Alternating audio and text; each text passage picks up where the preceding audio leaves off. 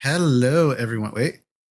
As usual, something always happens to the audio. I know you all can hear me, but for some reason you cannot hear.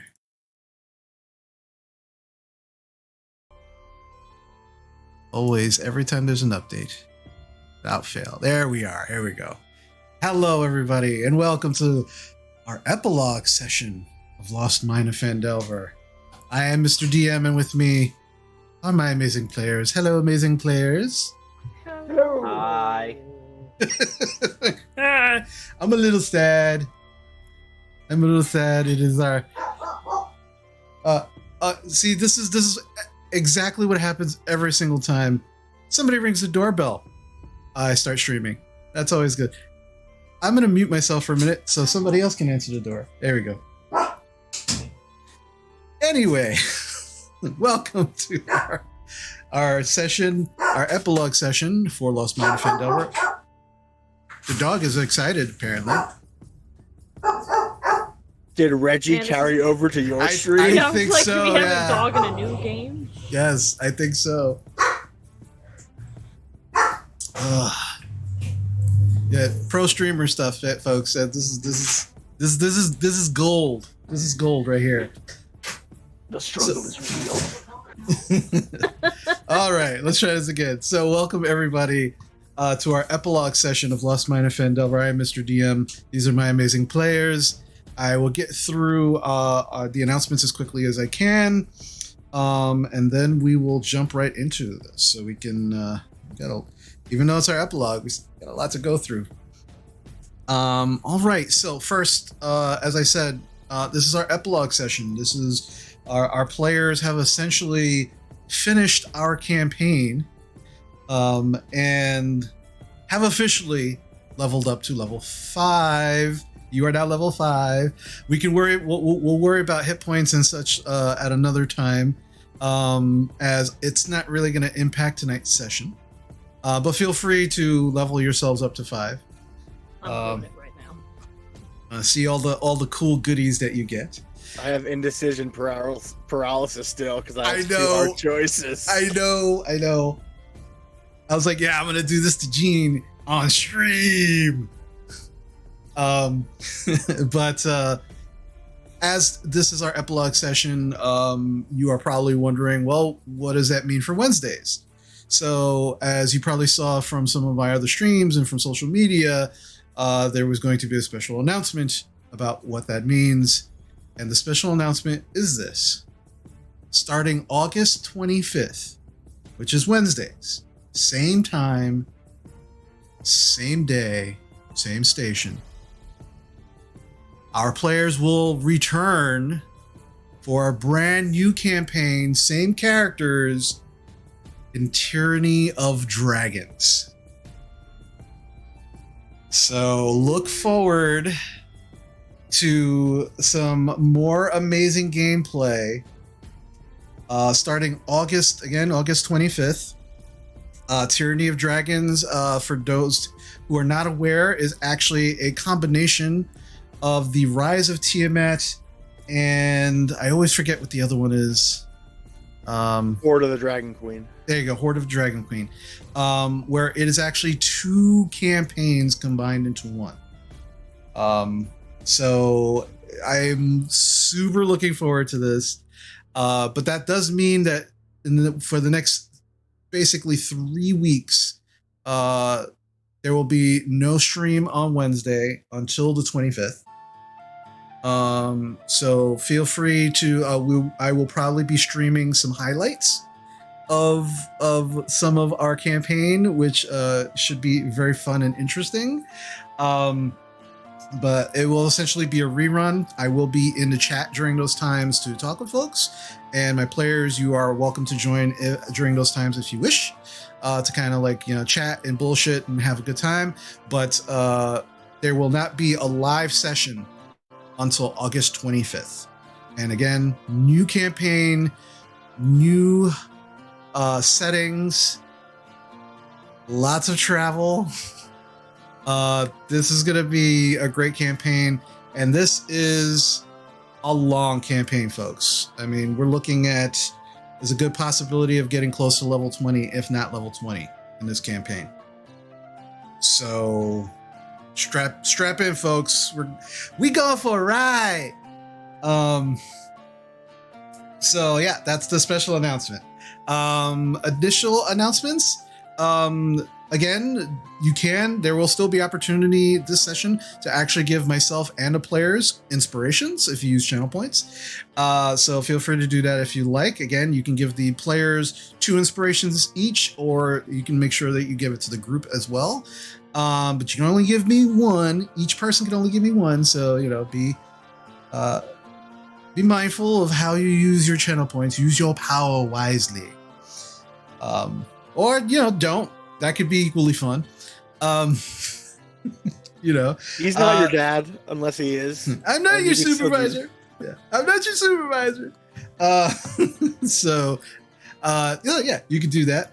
And additionally, also August 16th will be the wrap-up session for our Monster Hearts game. Wrap-up session will be basically the players have been compiling many questions that they have for me as their DM. You can also, if you join our Discord, you can actually ask some questions that you might want to see answered during our wrap-up session on the 16th. That's going to be at 7:30 p.m. as well. And if you have any, lingering thoughts of why did that happen? And why was this character's mom, a sex therapist? And, whatever you want to ask, and that is an actual thing that happened in the game. One of the character's moms was a sex therapist. So that was an interesting conversation. So, whatever answer you want to question you want answered. But again, that's going to be August 16th. That is a Monday, and it will be at 7:30 p.m. And I think, with that, we can now move forward into our final epilogue session of Lost Mine of Phandelver. Okay. So, last time we were together, as a group, not only did you essentially trap a group of bugbears in a room that they seemingly also barricaded themselves in on the other side, you continued into the unexplored areas of the mine and found yourself also looking through the Black Spider's notes in the actual area where much of the smelting and ore came through in this mine. While you did find a dried out riverbed with a massive water wheel and long dead smelter. You also came across a number of zombies and a flaming skull. Seemed to have wizardly abilities that it turned against all of you. After a very long fought battle, not just against the flame skull, but the ever annoying zombies with their undead fortitude, you finally find yourselves amongst the corpses of these bodies of long dead dwarves and gnomes, and the still smoldering skull that Bocek punted into one of the walls. The flame not 100% dying or going out, but you also have at least half a dozen carts that seem to be still filled with raw ore. What would you like to do? I'm gonna lick the ore to find out what it is. That checks out. The dwarven. The only way to do it, you gotta know. The tongue knows. Yeah. After the statues, I don't question anymore. I just let you go. It's fine. Yeah. I'm not allowed to touch anything in here. I learned that lesson today. All right, so Drovar, you go over to, and now these carts, there's a layer of dust, there's some cobwebs all over them. I'm gonna pick up a chunk of ore and dust it off, you know. Okay. I'm not just looking through dust. Yeah, Bosch is gonna press the digitate behind him like, clean this off for me. Okay, that's good. Yeah. All right. Geyser! don't lick dusty ore. Do you do that, Corporal? I mean, I want to shoot the water wheel with a geyser to see if it still works. Okay.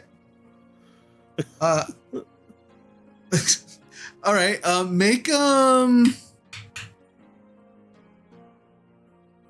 Make a general intelligence check for me, Corporal.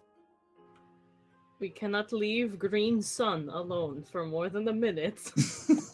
Oh, apparently I got a 19. Okay. As you hold out your flask and scream, Geyser! And you shoot it out, you actually can see one of the wheel wells that is not as rotted as the others, and you kind of aim it right at that, and as it hits, you all hear this massive, loud creaking noise, like of just like old rusted metal just trying to move, and it does move, like just like maybe 2 or 3 inches before you hear this massive cracking sound, and the wheel itself just falls into the dry riverbed, and you can see that the axle that it was on has clearly snapped from just who knows how long of rust. But thankfully, like, it doesn't go anywhere. The wood just disintegrates as it hits, making it nice and even, and it doesn't kind of roll away. It just kind of falls in there, just making this massively loud echo throughout the entire cavern. This is why we can't have nice things. All right. Well, now they know they need to repair it. I could have. Well, we knew that. I could have filled this entire cavern up with water. Given enough time, it's forever. It's unlimited. Yeah. Endless. I learned the definition. Yeah. Mm-hmm. Yes. Yeah. Alrighty, so If need be, we'll build a harness and just hang it from the ceiling so it's putting out the jet of water. But No, this is mine. No one can have this. oh no, I'm gosh, sorry, guess what? you'll have to leave and not use it in here again. Oh no. all right. He looks at all the broken stuff. It's like he knows it would have had to come out of here anyway. It's not like he broke it. He proved it was broken. Yeah. Well, I'm gonna have to figure out a way to get the water from the wave. I wonder if the wave coming in gave it the push for the wheel. Maybe. Yeah, Well, as you're looking through the dry riverbed, you can see that it has collapsed on certain sides, And you're getting the impression that, yeah, probably at one point water did flow through here from the large body of water that you all found. But just over time, and it's just kind of eroded to the point where it can't even reach this area anymore. That's another thing they'll have to work on. But okay, so what kind of ore do we have here? All right. Well, I'm going to need you to roll me a D6, please. A D6.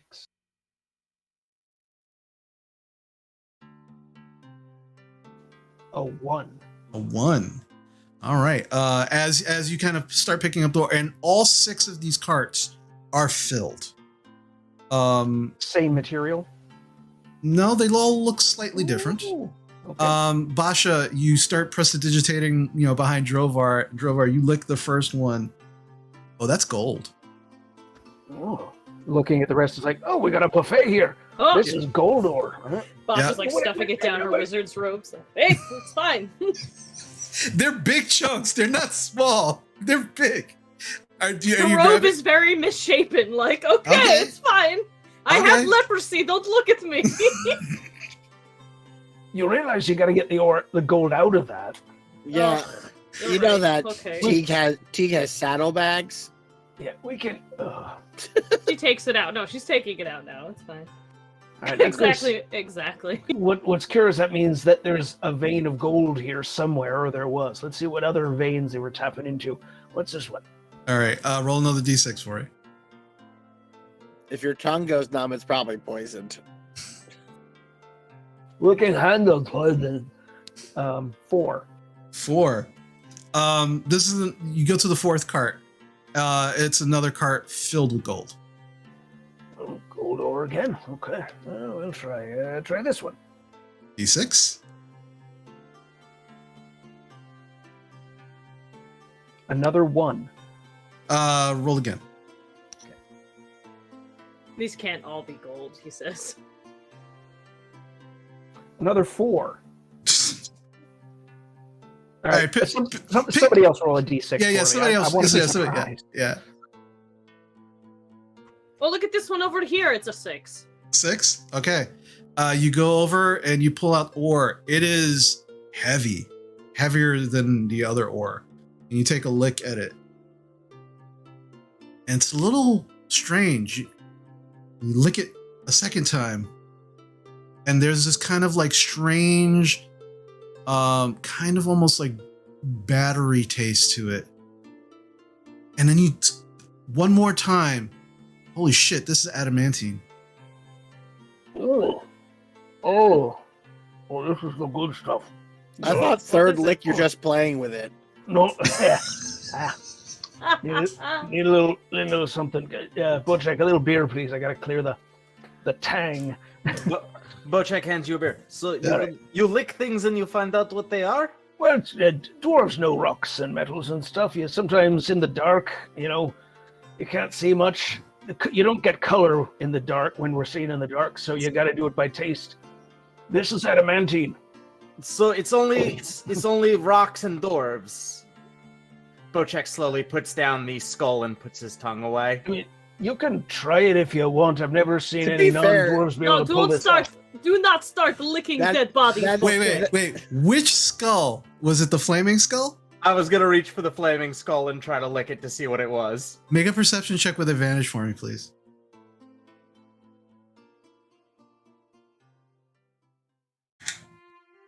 Come on, Bocek.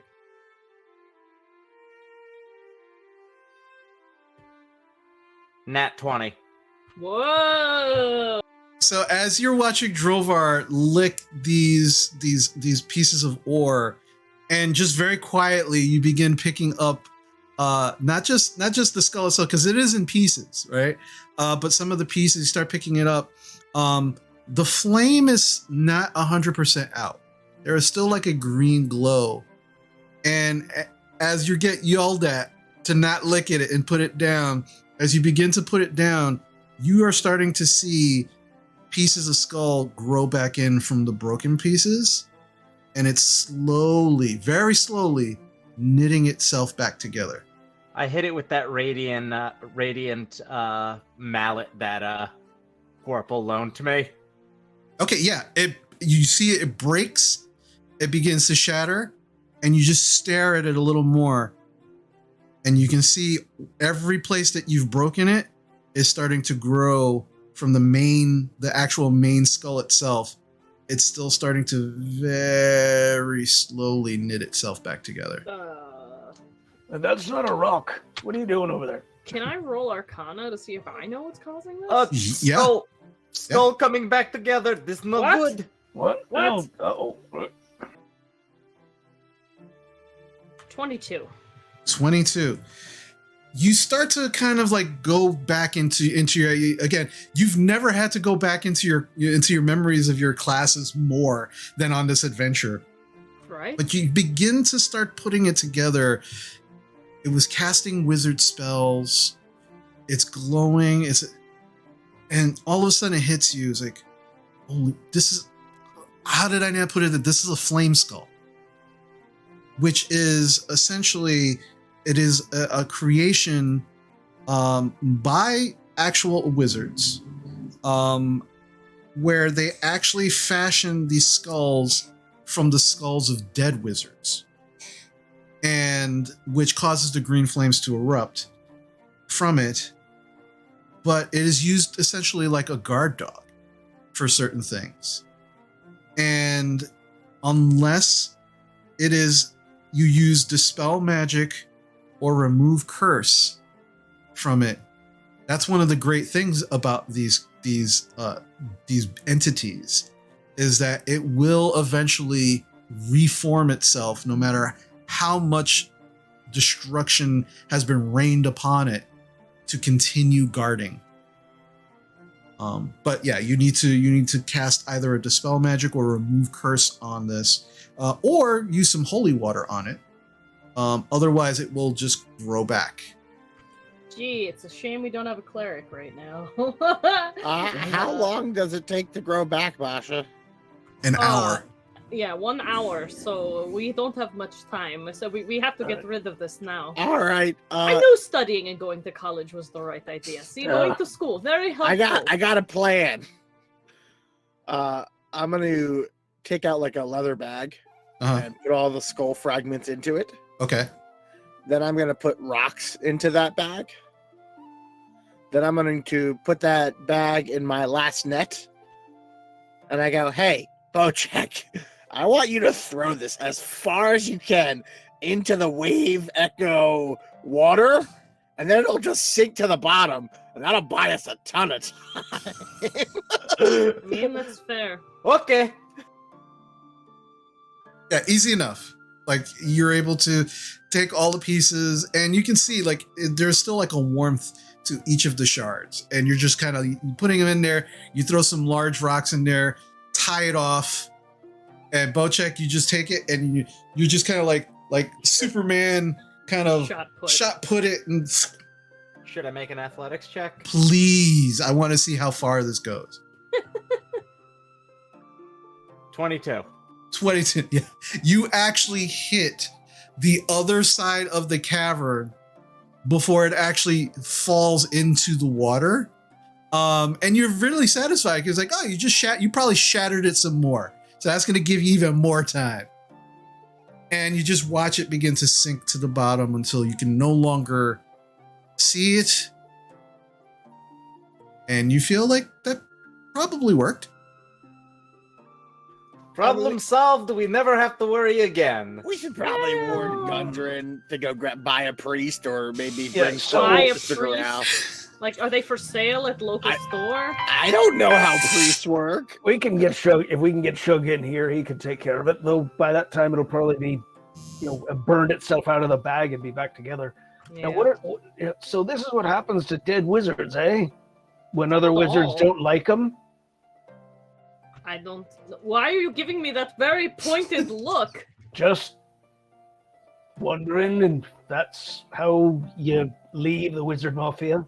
In the end, everyone gets retired into guard dog duty. I don't think it's real wizard mafia. Anyway, I don't know. I don't think I've been able to do this to me. These skulls like glue from horses? Bojack. This Just seems food for awful. thought. Just throwing Yes. it out there. Wait, yes, Bojack. Did we just give member of Wizard Mafia cement shoes? We did. He is now sleeping with cave fishes. Oh, that would have been so wise if we could encase it in stone. We definitely missed our chance. I think if we could have encased it in stone, we would have been able to get enough magic to do one of the other things that actually works. Exactly. So what's the other stuff you can do if we don't have a cleric? You can remove curse, dispel magic. What was third? Holy water. Or holy water. All right, but we don't have. I think we need a priest, really. But dispel magic, is that something you can do? I was just looking. I don't think I can have unless it's already. Maybe in at spellbook. 5th level. No, I know. I don't know if I actually have it. I don't know if I can take it though, or at least I didn't see it. Yes, you can take it at 5th level. I know. I just look. It's in my yeah, book all voice along. got really high pitched and weird. Just So I'm serious. I know. I I'm don't see sorry. it on the I'm list. I know sensing it's epilogue there. here, but yes, it is. I know it is a thing that you could choose to have to figure out and turn this thing off. But if you DM, want, do I have access to that? Because I'm not seeing it on my spell list, which is really weird. I could have sworn wizards had dispel magic. You should be, yeah. As a wizard, you absolutely have access. Oh my god, I found it. I'm dumb. No, it's fine. Yeah, It's once fine. you level up. Yeah.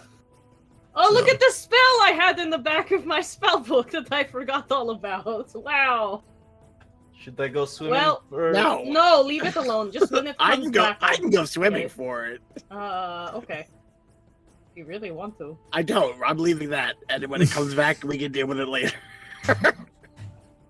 So, as you're just kind of like going through all this, Bochek comes back. You kind of like arguing back and forth with each other. Drovar, there are three more. There are three more carts that you have not licked yet. I'm going to check them out. So we've got two gold and one adamantine. Mm-hmm. Right. Okay. And just to kind of save you some time, I wanted to see which ones you would get first. There are two of the carts are platinum ore, and one of the carts is electrum. We should just Okay. make that into mugs. As electrum is like a mixture of gold and silver. Is that actually an ore? It's an ore. Yeah. Oh, I thought that was completely man-made or No. sentient made. It's a natural mixture of the two ores. Cool. So, just Learn something Drovar, new every day. Stay in school, kids. as a curiosity, which one of these ore pieces is worth about 550 gold for no reason whatsoever? Well, Why? you would have to smelt down the ore to actually determine the cost. Of all of you, Drovar might have the closest. He would have the ability to maybe figure out how much one cart of gold ore might be worth. But the rest of you have no clue. So if Drovar, you want I to. asked Drovar. Like, if Yeah. I took that large chunk and put it in a saddlebag and brought it back to, like, the coster, that would cover, like, a 550 gold tab, right? No. Just curious. No, not even.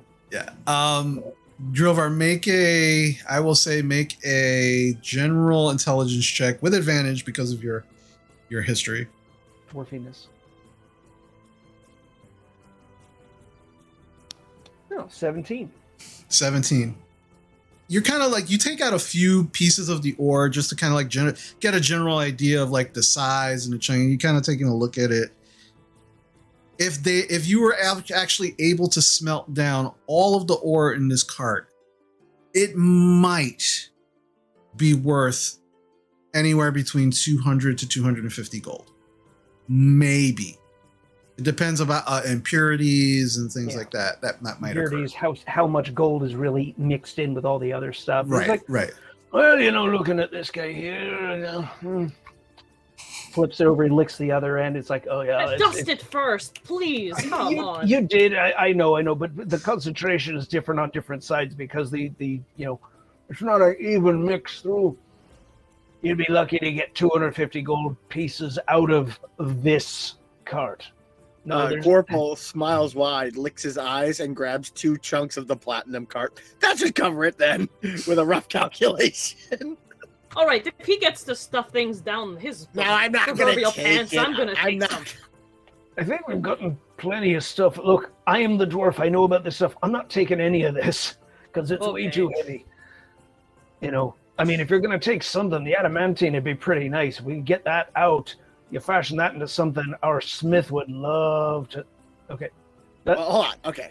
Well, then realistically, since we don't have our cart because Gundren took that, we need to figure out how we're carrying things. Why Teague carry it had- at all? Leave it here. Nobody's coming to take it away, and this is the place where they could turn it into something of use. Remember, we're all getting a Counterpoint. share of this. You're just robbing from yourself now. Yeah, but I'm getting okay. 100% versus 10%. And all the extra labor costs of getting it smelted down, they're going to take their cut for that. There's probably half the cart's worth right there for the labor. Oh, fine. Why don't you just get a nice cut of minted coins when you're done, or they turn into some nice like magic item for you, and that's your salary. How heavy is cart? Cart full of adamantine. You and I are about the same strength. I'm not picking up either of those damn things. The adamantine cart, ooh, take a look. Heavy. It's twice as heavy as the other ones. I maybe got weirdly able to lift more. Okay. Bocek, You want to carry that back to Vandal, and we're going to leave you behind. That is a very Well, let's leave it. I'm just saying that, okay, let's be real here. Just talking. We didn't get a lot of money for clearing this place out. Like in raw material, like raw coins. Not yet. Well, it's true, but we got a bunch of different, like, we got some shiny, nice trinkets here and there. You got the bow that talks to you, shoots Yeah, things on the stabs? ground. But that bow is not going to pay a 550 gold debt. I'm just saying, I need to pay 550 gold off. I got to Look, squeeze on me. Look, that was your choice to pay in advance. You know, you could, looking around, it's like, I think we've got some nice coins here. You could, hey, I kind of push the bow aside for a second and like whispers, like, you could sell the bow. The fuck is he talking about? Aim me at him right now. Aim me at him. I don't fucking care that he's a dwarf. Just aim me at him right now. Well, some really nasty things were said to you in Oh, I'm sure. because I can hear, and that's rude. Yep. But how about I just take like 2 chunks of platinum and throw them in these saddlebags, and then I mean, But- you could take it, but I'm telling you, those things are going to weigh you down, and you're probably not going to get nearly as much as you hope out of it. While we're sitting here talking, it did occur to me, aren't there still bugbears locked in the room somewhere? Don't we need to go and take care of? Gorple, Oh, the cave cat is back. Yeah, I need take you. it, I need come on. Gorple. I need you to make a wisdom saving throw. 6. Gorple, as Basha is talking to you, her voice becomes just kind of like the teacher from Charlie Brown. And immediately you can just focus on Drovar. And you are getting angrier and angrier at the suggestion that he made to sell Groinseeker. And the rest of you are slowly watching as Gorple is pulling out an arrow from his quiver and is beginning to raise his bow and is pointing it at Drovar. I step in front of Drovar. Gorple. Specifically at Drovar's crotch. I mean, Hey, he's being- I'm looking my at the shin. bow. I'm looking right at the bow. It's like, hey, and I'm in Dwarvish. And it's just like, Yeah. you put that down. You step back, or I'm breaking you over my knee. And I use like a long list of like dwarven insults of just like I was dressing down a surly private in the army. It's like, you start this, you're gonna regret it. You tell him to fucking apologize. You tell him to fucking apologize right now and never say to sell me again. You should apologize, Drovar, and never try to say anything about selling this bow or breaking it over your knee. That's also super rude. Well, he couldn't do that anyway. But yeah, the selling part, that's no good. Yeah, we can't sell the bow. Well, you're gonna have to find a way to pay off your debt. You can carry the platinum if you want, but I don't think you're gonna get nearly as much out of it as you hope, and you're gonna be disappointed. Well, I still need that apology before I can make a decision. I'm not apologizing to a bow, because I'm not. And the fact that it's making you pull the bow back, you might want to think about how long you hang on to it. Gorple, you're not. It feels like your thoughts. It absolutely feels like Drovar has insulted you by even suggesting that you sell this bow. And you're actually getting more infuriated that he's actually saying you have no control over yourself, that it's the bow doing this to you. Listen, it's just a bow. You were in perfect control when you had that dumb axe. Yeah, I got Everything rid is of the axe fine. because I sensed I was going to start trying to chop down people's, apple Listen. trees. It's just rude what you said because you know the bow can understand you and hear you. You should apologize to the bow. Listen, I guess that's fine. We can just insult all dwarven ancestors, and we can insult everything about who you are, and that's fine. And the moment I pick up a bow that's a dwarven ancestor, you get jealous.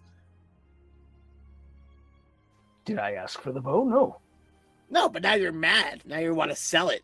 Now you're just rude. I mean, he's I don't mad wanna because say- you are pointing bow at crotch. That's not exactly, the best Okay. thing. In my defense, the bow always aims at crotches no matter where I'm aiming. The point is you're aiming bow at friends. That is problem, okay? I've given you a couple of suggestions. I know you got to pay off this debt. You might have something else you can sell. If you don't want to sell that, then don't. Doesn't matter to me. Gorple, you feel like you're still pissed off at Drovar, but you begin to slowly lower the bow, unnock the arrow. But you're still super upset at Drovar. I take 2 chunks of platinum and put them into the saddlebags. Okay. All right. But I don't do it out of greed. I do it out of spite now. So I specifically make eye contact aggressively as I do it. You go for the other one. There's at least a little more platinum in that one. It's heavy. Yeah, that's the better one. Yeah, there you go. Okay. So after this little tense moment, and you begin to kind of realize that for the most part, you have actually cleared out some of the major threats of this mine. You do go back to the room where the bugbears are, and you can hear them. And Bocek, you specifically can hear them yelling at each other in Goblinoid. And there seems to be some kind of blame game going on where they're all yelling at each other about how this is their fault. And it sounds pretty aggressive in there. But you, Gorple, you and Bocek and Drovar, you actually check where you actually hammered the pythons in, and it doesn't look like they've actually tried to break the door down recently. And it looks like they're gonna be at this for a while.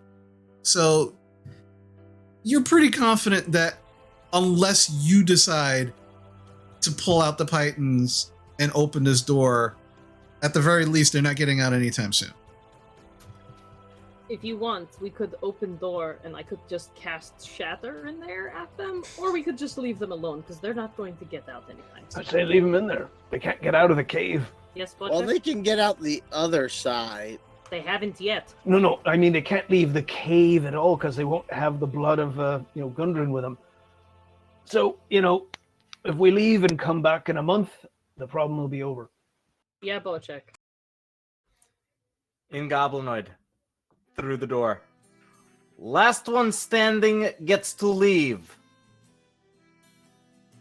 What did he say? I thought was that you word? hear- I thought hear- it was something about goats. There's that's what I thought. there's immediate silence, and then you hear a single voice in Goblinoid. Do we get food too?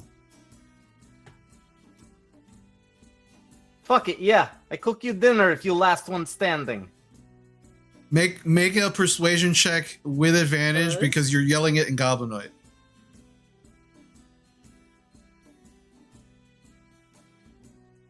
$17. 17. There is this very, very pregnant pause. And immediately, wham! You just hear the sounds of things breaking. You hear metal against metal. You hear screaming and yelling and growling. And it sounds like there's a full-on battle royale happening in this room. Did one of the undead get in there? No, I don't know, it sounds awful. no. I told them whichever one of them is strongest can come work for me and other two die. But they get to decide amongst themselves. Well, It's like, yeah, I give Bojack. It's like, oh, that's cold. Whoa. Whoa. well, I'm not sure if we've trained you well or trained you badly. Did Did you see what those Okay. fucking bugbears and spiders did to me? I'm Yes, pissed.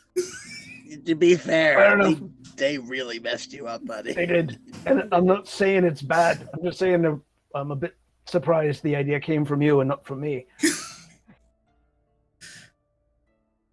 About 5 minutes go by, and it's still going on.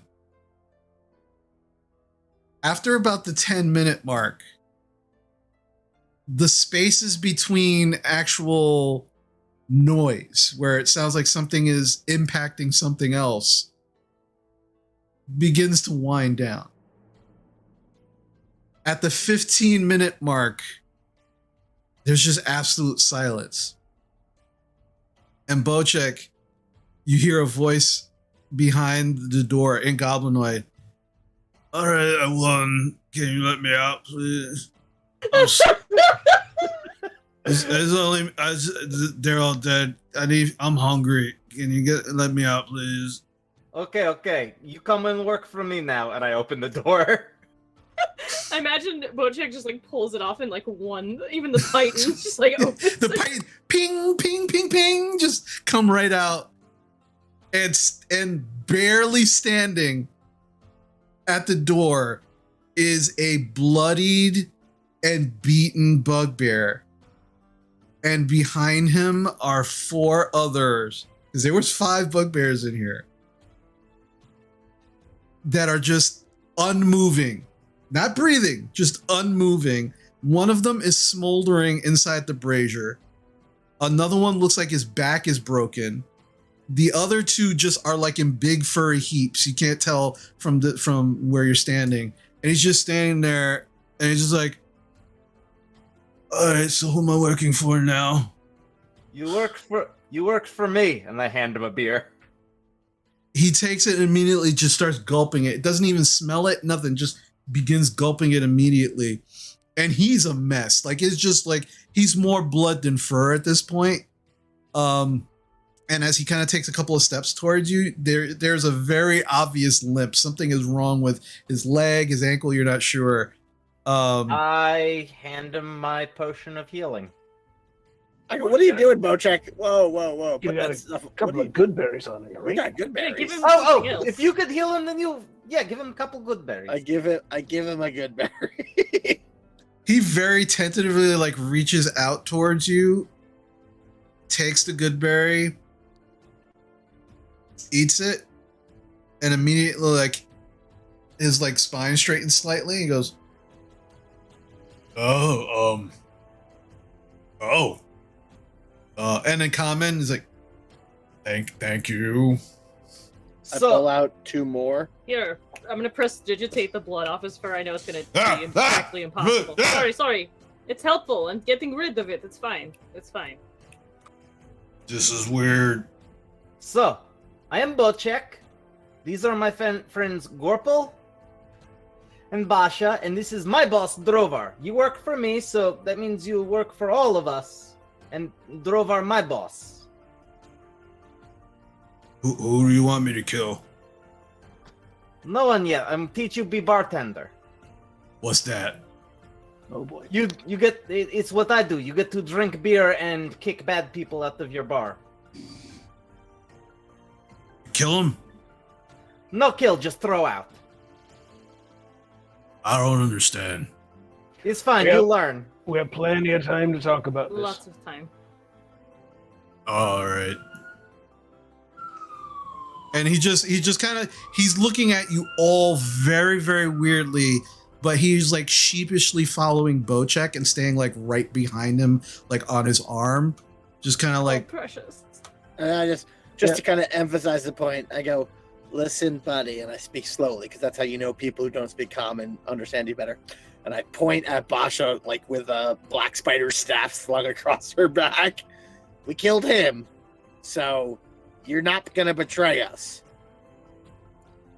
Because if you do, and I say to Tegan Grung, I'm like, hey, do it like that nostril flares thing and get real close and get his scent, but just make it look really scary.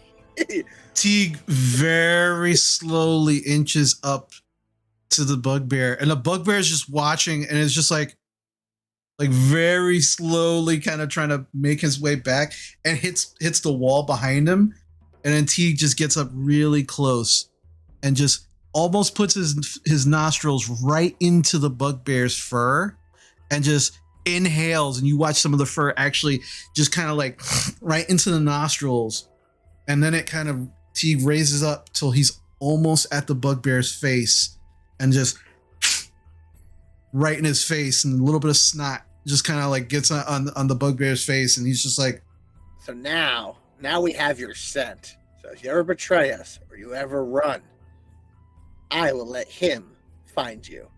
And he doesn't have a way of not killing people. I've tried to teach him, and he can't learn.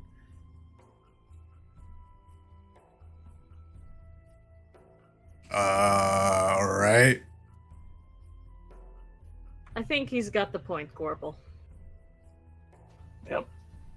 Right, let's start heading towards the front. Oh, Gorp, you know, there might be a couple of coins back in there that, help pay off your debt if you want to check. Okay. Yeah. I look at their body. Just Oh, let him go. as you're getting ready to walk in the door, the bugbear actually reaches into his fur, and he actually pulls out this small coin sack, and he goes, no, here. Oh, I thank hands you. it, Okay, hands let's- it to you. I'll take it look. and toss it to Gorple. It's like, How here handy. you go. Yeah, I give it to Basha. I got these chunks of platinum. That should pay off that debt. Fine, I'll count it. yeah. There is a whopping 600 pieces of copper. Woohoo. 2 silver. Wow, you guys play like, I don't know, like poker with copper or something? What is this? That's money. Is that all last boss pay you? No, it's what we took. All right, you Okay. roll with rich people now. We don't take money. We make money and we spend. We've got enough money to get whatever we want. We great now. Oh, okay. Everybody, you get 150. This is yours. Bocek, you can 150. split it with a new friend. 150 copper. One. Woohoo.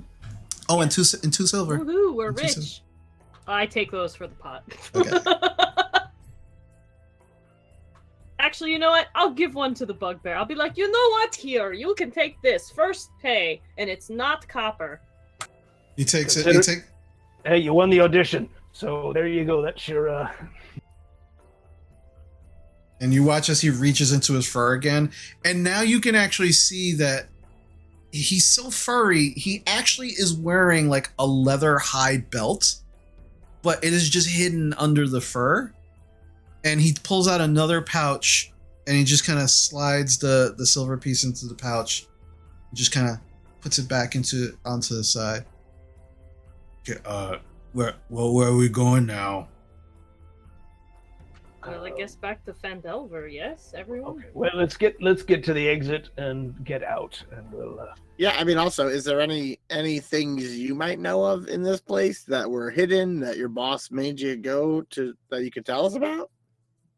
We're just like going on random around the mines, trying to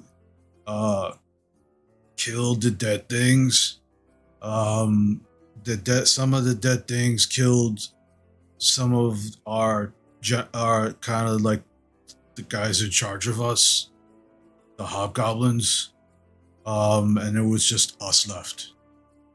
So he called us stupid and just said wait. So we were waiting.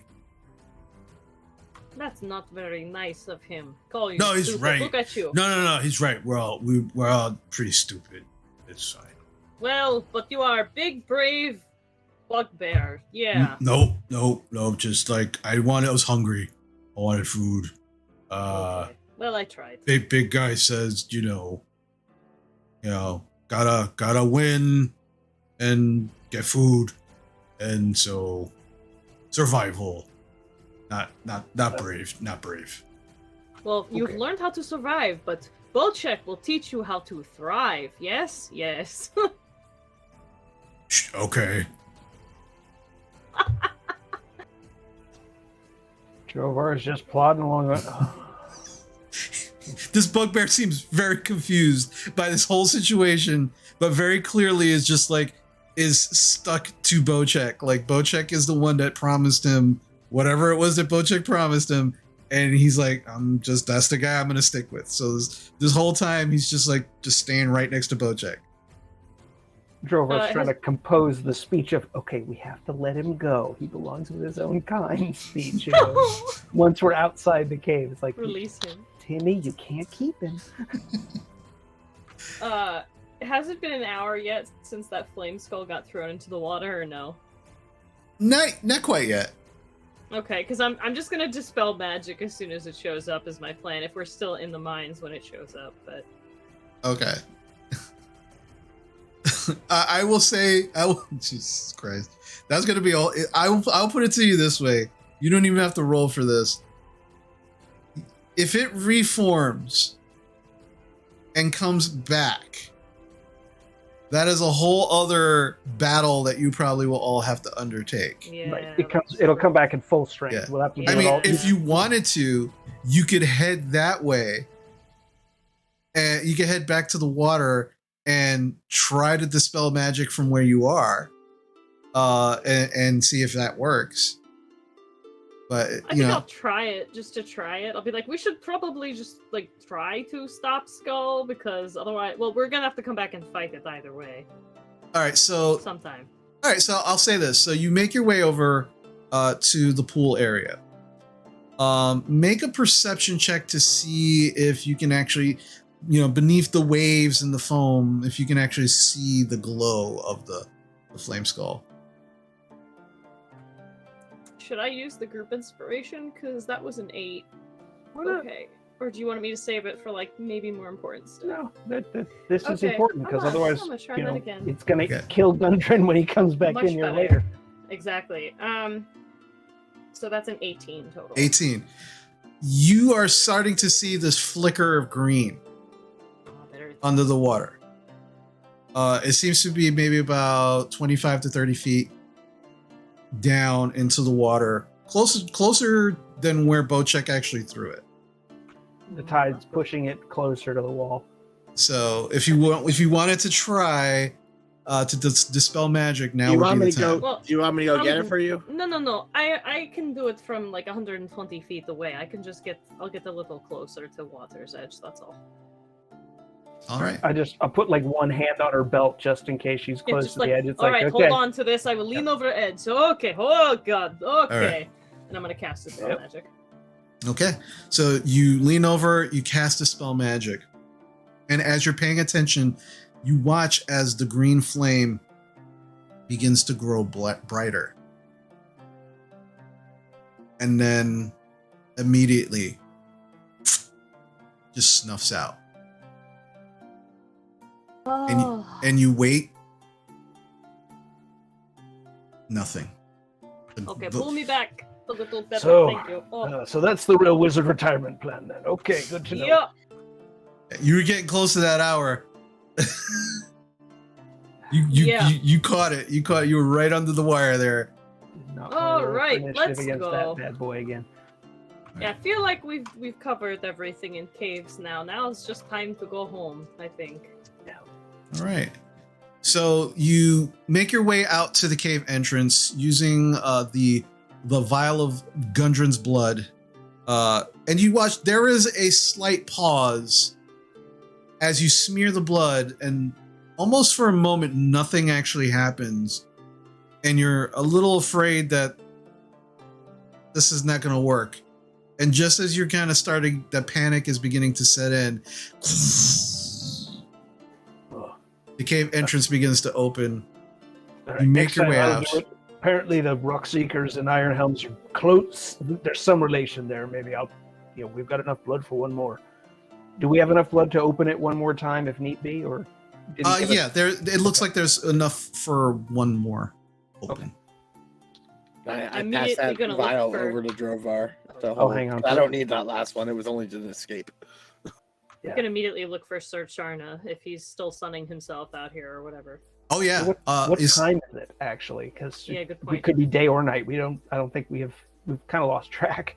It is at this point between it is actually getting to be sunset. At this point. Well, look at this campsite. This is great. Sir You'd think they knew we were Charna! coming. I will go make dinner. I will go help Bocek make dinner and sit, while we're next to him. It's like, all right, lad, I know you've got good intentions. It was a good way to thin out those bugbears, but there's no way that guy's going to be able to. He's not sticking with us all the way to Phandalin. I mean, goblin children is one thing, but that is a murderous bugbear, full adult. He's expecting one of us to shiv him, or he's going to shiv us before the night's out. He's nodding vigorously He's like right there. Yeah. as you're saying this. Now, Yeah, I don't have a shiv, so I can't do it to you, but I'm expecting you all to kill me while I sleep. And if we don't, but I'm not planning on it. I just look up at him. He's like, unless someone tries first. I said I don't have a shiv. If you did, Probably. yeah. Oh, is that so? Punch. Oh, Ow! there. Well, roll for attack.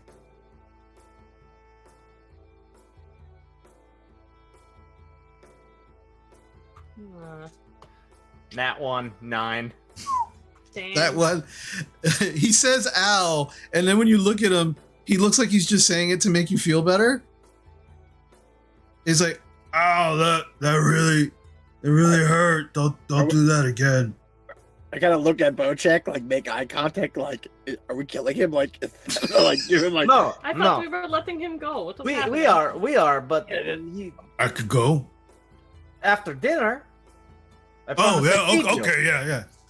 Also, like, can you guys look for fish for Sir Charna, please? And me, I like fish too. Are you kidding? Water in the Just cave. saying. The water was back there. Water's in the cave. Boo. Water's in the cave. We got hardtack. That's what we got. Unless we're not going hunting now. I got good berries. I can go hunt. Give me me and Gorple will go see if we get some meat real quick. All right. Yeah, I'm gonna take the time to unsaddle Teague so that he can kind of run and hunt with us. okay, And I would like to go hunting. sure. I will say make a survival check for me, please. With advantage because Bocek is helping you, or Be right Bocek, back, or guys. Bocek, you can roll individually. Nah. Okay. I got 13. 13. Yeah, you begin hunting, and in this area, it's a little barren. There is scrub and places for actual creatures to hunker down. So you don't actually get any large prey, but you are able to kind of over the course of the next couple of hours, next 2 hours, you and Bocek come back with a good number of like these lizards that are probably about 2 or 3 feet long. And you come back with about 5 of them. And they look like they have good meat on them. As we're walking back, I'll just kind of like look to Bocek and I'll kind of lick my eyes and go, I'm gonna let Teague just kind of run off and, spend some time in nature. And then in Grung, I say to Teague, You hide in those woods, you hunt that bugbear as soon as he runs, and you kill him. And I just like walk by like I'm not saying nothing. Yep. And Teague's like, and Teague takes off into the forest, into the scrub.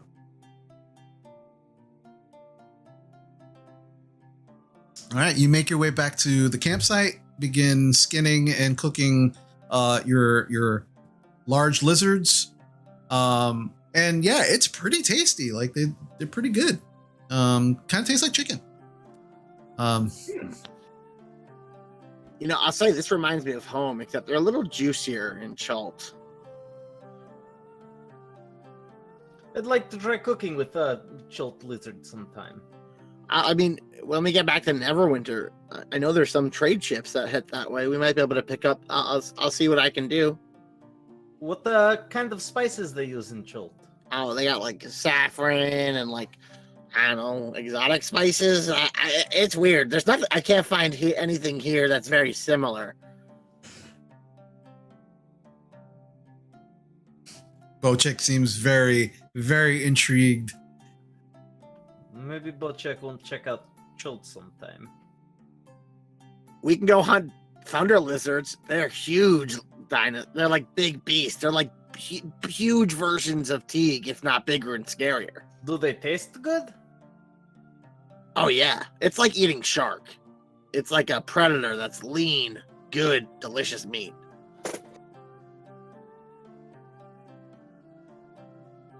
As you're all having this as you both are having this conversation over the campfire, Basha and Drovar are just kind of sitting there. The bugbear is just kind of like put his back to the largest tree that he can find, which is not very large. And he's kind of bowing the back slightly as he's leaning against it.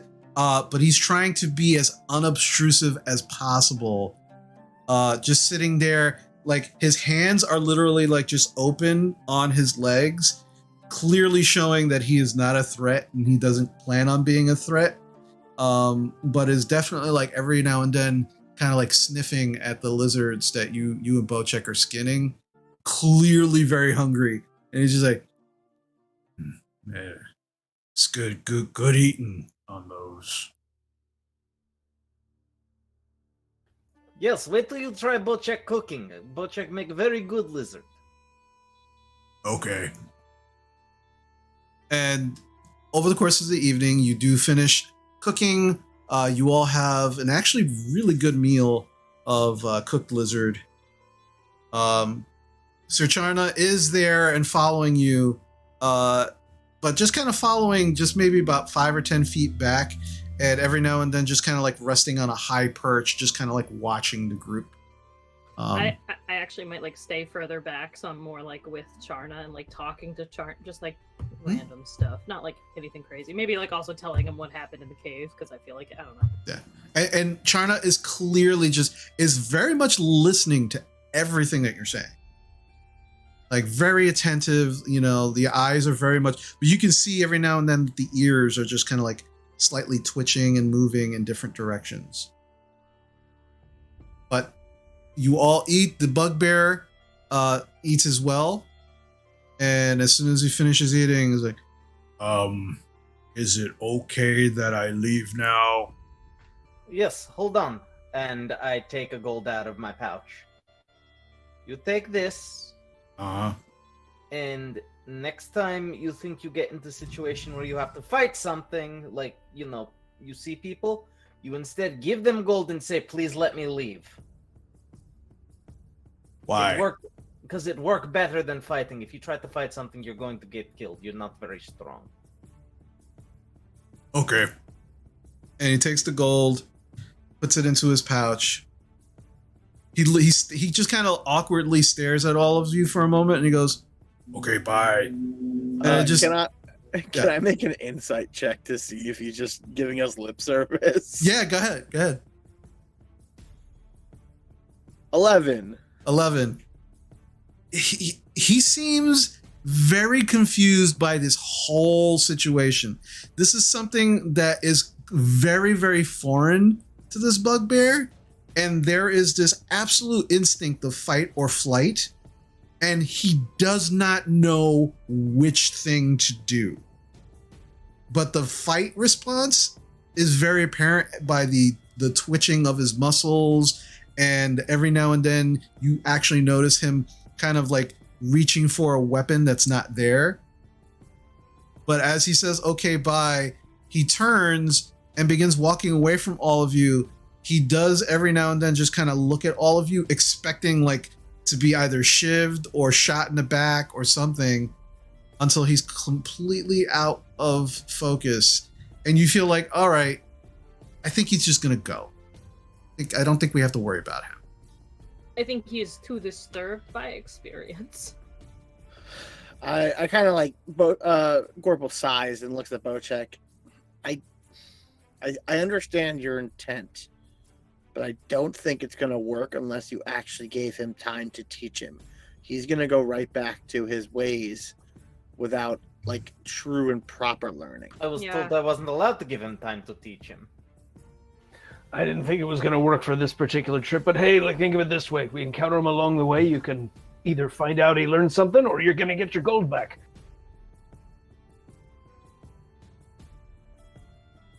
Okay. I'm going to bed. So over the course of the evening, you all do take watch. We're not going to go through the whole watch sequence, but thankfully you feel like with everything that you've done in the mine, there is this kind of weight that has been lifted on the area. And you sleep very well. And those of you who do take watch over the course of the evening, not only is it a very uneventful evening, even during your watch, there is this calm and peace that seems to kind of come over all of you at different intervals during the evening. You all kind of reflect and feel like you've done more than just clear a mind. You've done more than fulfill a contract. You've helped a family. You've reunited brothers. You've avenged. You've done good.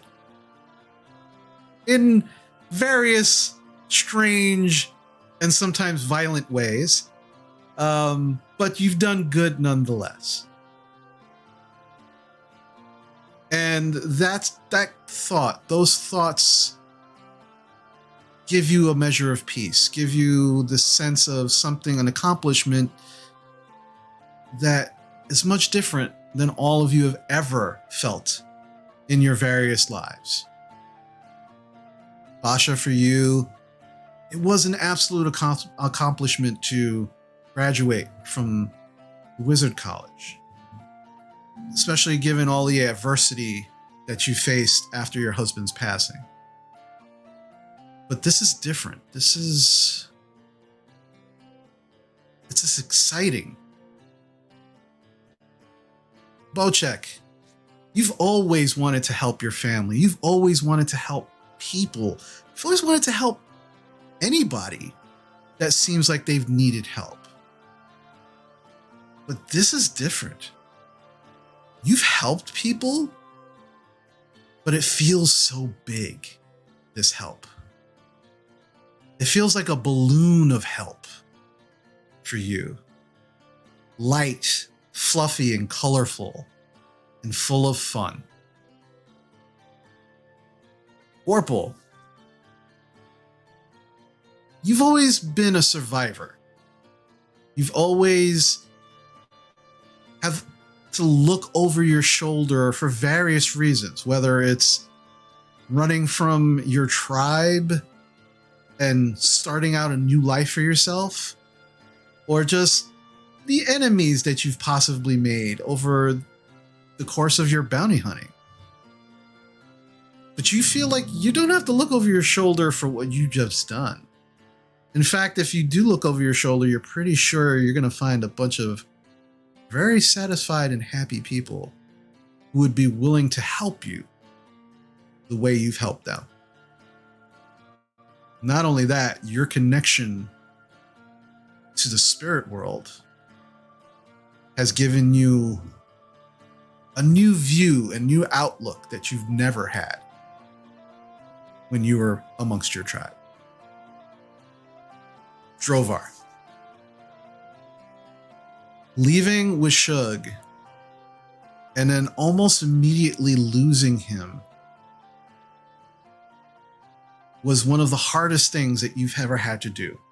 You've had to do some incredibly nasty, terrible things. But this, what you've done, it goes far beyond what your family asked you to do. What Shug has done has gone completely a different way. But after hearing from him and almost feeling that excitement coming off of him, you feel like you were maybe guided here in some way. Not to just separate from your brother, but for somehow in this separation, it brings your whole family closer. And as you look down at your tattoos, which are now completely enveloping your forearms, you begin to realize that it's just not about family. It's about bonds. It's about the bonds that bring people together and the actions that strengthen those bonds. And as you realize this, you watch as your tattoos just ever so slightly glow, almost in agreement. And as you wake the next morning, fully rested, feeling this newfound surge of accomplishment, you all watch as Teague comes kind of bounding and walking into the campsite. There is a slight cake of blood on his face. Seemingly, he is hunted well over the course of the evening. And you all begin to pack up and get ready to head back to Findalen. Gorpal, just as you're beginning to saddle Teague up, he begins to kind of and he spits out, and there's a gold piece on the ground. I pick it up and I give him a nice like stroke over the ridge, and I tuck it away. And you all begin to make a very uneventful but accomplished feeling trip back to the town of Findalen. Now, before we get into your very specific epilogues, is there anything that you'd like to do when you get back into the town? Buy fish for Sir Charna. I mean, I want to go to Gristleborn with the Sturge King Proboscis to see if he can make it into like a rapier or some sort of dope ass weird sword. Okay. So as you make your way back into the town, there's a lot of hustle and bustle actually happening. Not only are people doing their normal business, you actually see a number of individuals in Lord's Alliance armor, just kind of walking around. And as you enter the town, you see a few of them come towards you. And then one of them actually goes up to them, to the ones that you don't recognize, whispers in their ear, and they kind of step back away from you. And again, as you're walking in, people are just waving to you, all smiles, very happy to see all of you. And Gorpal, you begin to make your way to the blacksmith. And as you do, you can all see there is full-on construction happening at the blacksmith, as one section seems to be completely new and replaced. Well, in the beginning of being replaced. And sitting outside, smoking a pipe, you can all see Grint just kind of like smoking and watching as some people are just doing the construction. He's not helping at all. He's just watching the construction happen. And you walk right up to him. So, hey, buddy, how you doing? Hey, what's going on? We hunted something that I did not know existed. Oh, that sounds wonderful. What was it? It was a Sturge King, and I'll kind of unwrap the giant proboscis. Oh, those are freaking rare as hell. Oh, that's beautiful. Yeah, Bochek Okay. ripped it out for me. Yeah, he starts kind of like holding it up to the light, and he's just like looking at it very like, What do you want me to make out of this? Maybe a sword or something. Oh, that'd be interesting. Yeah, I could do it, but as you can probably see, and he points to the construction. I'm not going to have access to my forge for at least another week and a half. If you want to hold on to this and bring it back, then we could probably do business. But I'm definitely interested. How about I just leave it with you? I'm sure we'll be back. I own like 10% of this mine with my friends, so I'm sure we're going to need help and doing stuff. So why don't you hold on to it, and then when you're ready and you decide what you want to do with it, I'll pick it up and I'll pay for it or whatever. Well, yeah, sure. Already got a couple of ideas flowing. Yeah, I'll contact you. Where are you gonna be? Well, I kind of like look to my friends. I think we'll be around here at least for a little bit. You know, Shug knows to get in touch with me here if he can.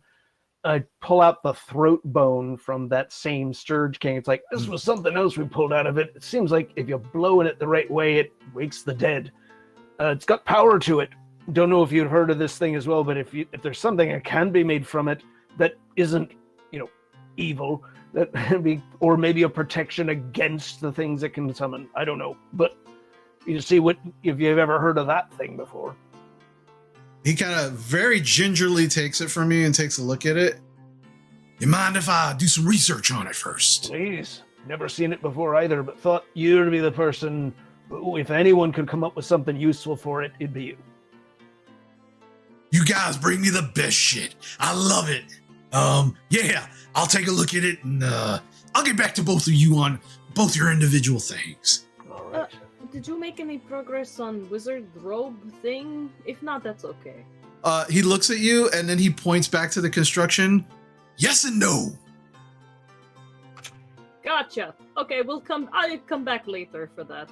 Absolutely. And so you watch as very, very excitedly, he kind of makes his way into the undamaged portion of the forge, and he kind of disappears inside. Is there anything else that you would like to do while you're here? Can I get the platinum assayed by the assayer? Yes, you can, absolutely. Because I feel like she'll buy chunks of platinum for money. You think? Maybe, because that's exactly what she does. So you go over to Halia Thornton, and she, as usual, you see her, she's just kind of like sitting there, she's reading a book. All of the scales, the top is propped open, the scales and devices behind her are there. And as you walk up, she kind of looks up with one eye from her book. And she goes, Master Grung, it's a pleasure to see you again. And like a scene from The Mummy, I just opened the overloaded saddlebag. I need some assayment. Well, goodness me. All right, let's, seems that we're doing some business. Excellent. And she begins to kind of go through all of this stuff. So exactly what is it that you're giving to her at the moment? I don't know how many chunks of platinum would have fit in the saddlebags. I imagine 2, maybe 3 at most. I will say 3 would be pushing it. Yeah, so I would say 3 at max. That's probably what I did, because he told me to get that one last one that was better. So that was like piled in. And that was the adamantine or the No, platinum. I imagine platinum. 3 chunks of adamantine would be way too heavy for Yeah, Teak to carry, but I figured 3 large rocks in saddlebags. He's I think a 16 strength or something like that. Yeah, that would have been no problem. Anything else? Because you remember that she does buy gems as well. Oh yeah, I mean I have like I think 4 10 gold gems. 4 10 gold gems. Okay. All right. So she begins by looking at the gems first. She pulls out that jeweler's glass and she begins kind of inspecting them. And she actually seems pretty impressed with them. She kind of puts them off to the side. And then she actually starts taking the ore and she starts placing it on the weights, on the scales. She actually kind of chips off a piece. You watch as she kind of pulls out what looks like a very tiny chemistry set. There's like a few vials with different color liquids in them. And as she kind of like very lightly chips very small pieces off of the ore, she begins to drop the pieces in each one of the vials. And you watch as the vials begin to make like sizzle and bubble slightly, and they all become different colors except for the last 3. And the last 3 make like this very, very dark gray silverish color. And she kind of raises her eyebrows when she sees that. She goes, interesting. All right. Well, let's see now. I can give you, for the gems, I can give you 35 gold, as we have done business previously. But for the platinum, this is raw, unrefined platinum, but it is an excellent quality.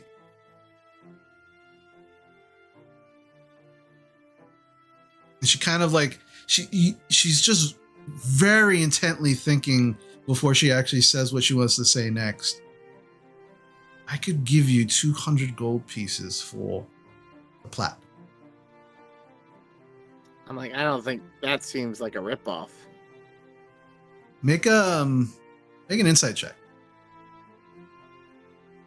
22. 22. She's absolutely trying to rip you off. I kind of look her straight in the eyes from my downed height and I go, listen, you're going to turn a profit no matter what you offered. And with what I know from my good dwarven friend, the other stuff I could have brought was worth about 250 a cartload, and that was gold. So if this chunk, I don't know how many chunks were in there, let's say that was maybe 1/5 to 1/6, that would mean 2,500 gold if it's the same weight of platinum. So give or take, you owe me a lot more money if you want this, and you're going to turn a profit either way. She kind of looks at you. And I am now skilled in persuasion at DM. Okay. She kind of looks at you and she's squinting at you, and that very slight kind of smirk that she had is beginning to go away. And she just kind of make a persuasion check for me. And I kind of look at her and I go, come on. And in Dwarvish, I switch without even thinking because of the bow. I go, yeah, don't tug my beard here. Drover just kind of like turns away. Oh, yeah. And she very much turns her head, like, and she definitely understood what you said. That's a 20 persuasion. 20 persuasion?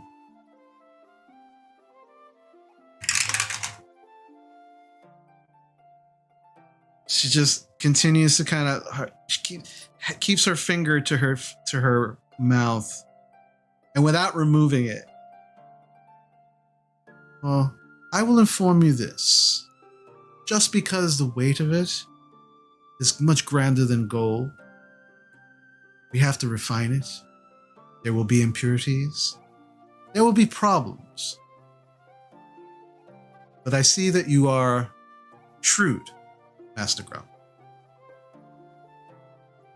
With the gems included, I'll give you 550 gold pieces, no more. I'm just thinking about all the profit you're about to make, because if these mines reopen, and how you could afford to give me more, but you're choosing not to. And I understand that you are a shrewd businesswoman.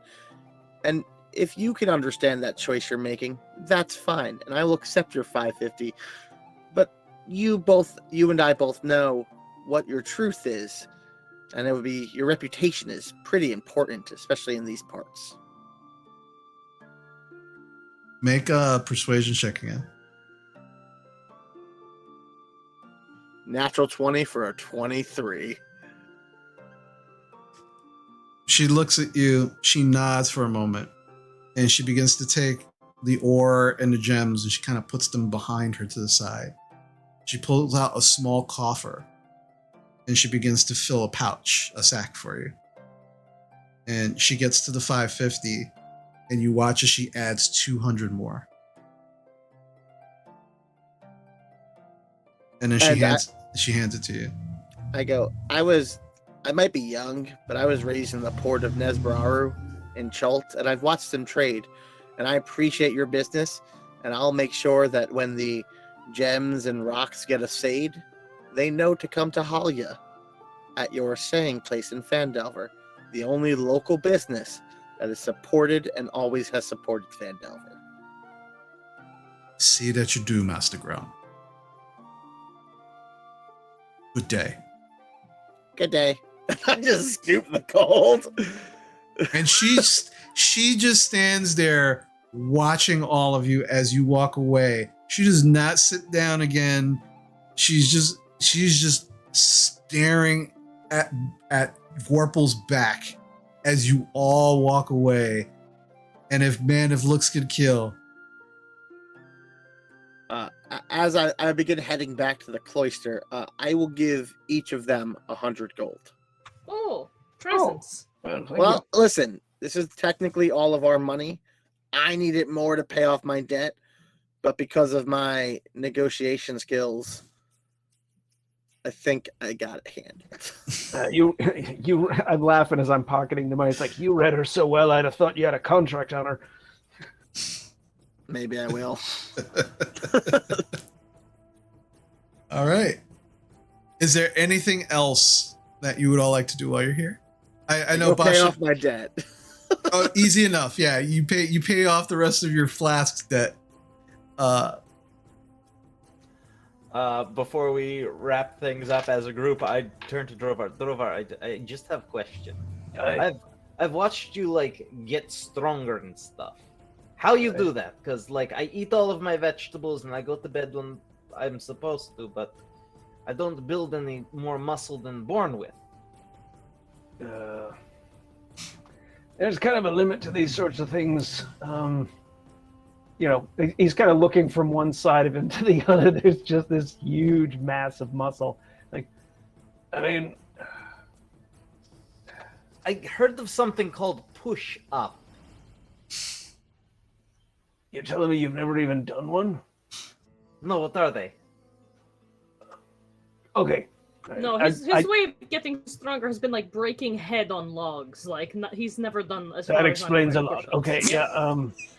So yeah, I will show him a couple of push-ups. It's like, all right, that's gonna stretch you out right here in the front, and tell you what, why don't you start doing that until you get tired, and then tomorrow you come back and you've got some rest and you do it again, and do that for about a week or so, and let's see how you do.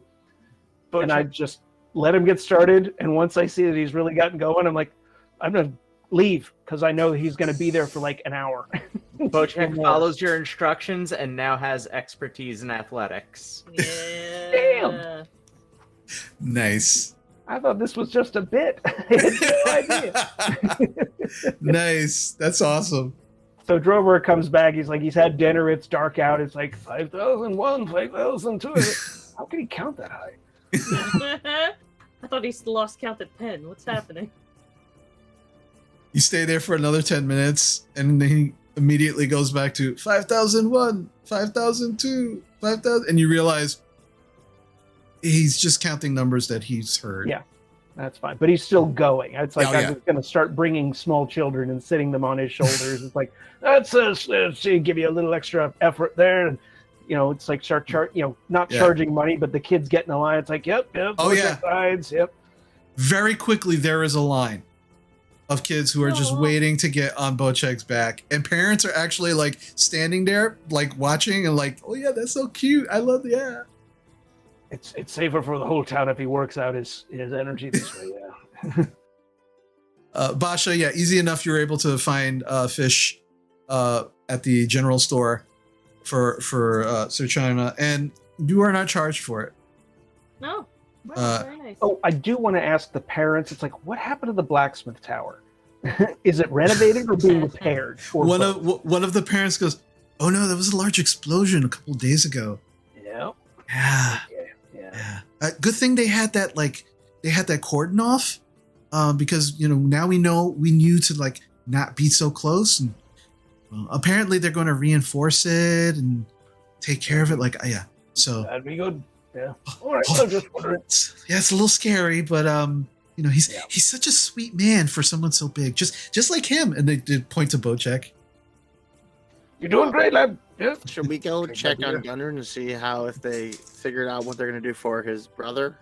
Maybe if we need to bring them to Neverwinter to find a real priest. Not that Sister Gorali isn't one, but she couldn't even really deal with a banshee, so... Yeah, I figure I just walk back into this conversation with Sir Charna on my shoulders, and every now and then I just hold up a piece of fish. Yeah, it's just what I'm doing. Yeah, easily enough. So that actually leads into Gundren's epilogue. So I guess unless there's anything else you would all like to do, we can actually start off. I'm good. Okay. I'm good. All right. So who would like to start first?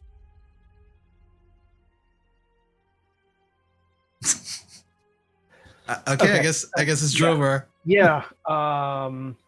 So he had two things basically. Mm-hmm. His sort of thoughts as he's been coming back from the mine, it's like that he wants to stick around this area because the things that he's interested in this is the closest base of operations to those things. The two things is getting the Phandelver mine up and running as a business. He wants to get his family in on it. Not cut the Rock Seekers out, but the whole point of him coming down here was to bring the Iron Helms in to help with this in some way, find out what the Rock Seekers are doing and see if we can assist in some way. And he's like, he has relatives who would, give their right eye to, do something with that forge, and like making stuff down here. And it's like, yeah, he wants, that to be sort of the legacy that he can give his family to be part of the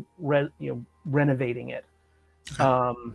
So he thinks there's going to be traveling sometimes from here back up to his home city, getting the deals made and everything, but he wants a good number of dwarves in this place into the mining operation to make sure it's done properly. Okay. The second thing is that he wants to stay in touch with Shug. Shug seems to be, at least for the time being, putting roots down around here. Does he want to, we suggested Cragmaw Castle as a place for him and his new people, his tribe, as a place to go. They can drive the hobgoblins out and then set that up as, it's unclaimed otherwise. That might be a good defensible place that they can turn into something for themselves. So he wants to stay close to be able to assist with that. Right. And an idea that, the idea is that basically give them enough time and safety so that they can set up something to show the rest, any other communities in the neighborhood, in this area, that they're just not another tribe of orcs to be wiped out. You can work with them. They can be traded with and bargained with and can be neighbors. Okay. And the one other thing that he's thought of that might be a fun way to try to make that work is to set up monster hunting expeditions with Shug, where he gets some people like, civilized folk and some of the orc hunters, and he and Shug basically go out and find things that are bothering, an area and kill them. like wyverns or whatever, and so he gets to spend time camping out, adventuring with Shug. And, his as a former soldier, how did I think of it before? It was like, he thinks there's nothing like fighting for your life alongside strangers to make them friends. So it's like, if these guys are all remember that time we fought the boat, those 3 owl bears, those are guys who had their back in, whether their skin was gray or whatever, or white or whatever. So they might be willing then to trust each other a little bit more for other things. Okay. He's just trying to start that process off. And Gotcha. He figures Phandalin is the place where it's as central as it's going to be. So he wants to stay here, and keep coming and going from this spot. Gotcha. Okay. So what I'm going to do is I'm going to start off the epilogue, and I'll add some of the things that have happened. If at any time, and this goes for everybody else, if at any time you would like to role play a certain section, if a role is required, I'll let you know. Please stop me and we can do that. That's not a problem. So upon returning to Phandalin with his brothers, Gundren had a lot ahead of him. While Thardan's wounds were taken care of by Sister Goreli, it was beyond her skills to bring back Nundro.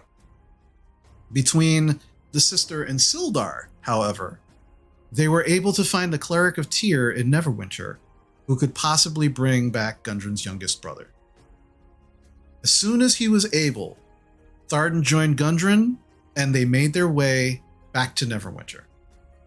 While the Lord's Alliance offered to foot the bill of Nundro's resurrection, Gundren declined, sold his residence in Neverwinter, and was able to furnish the church with the funds necessary to complete the ritual. After a few weeks of rest and recuperation, all 3 of the Rockseekers once again made their way back to Phandalin.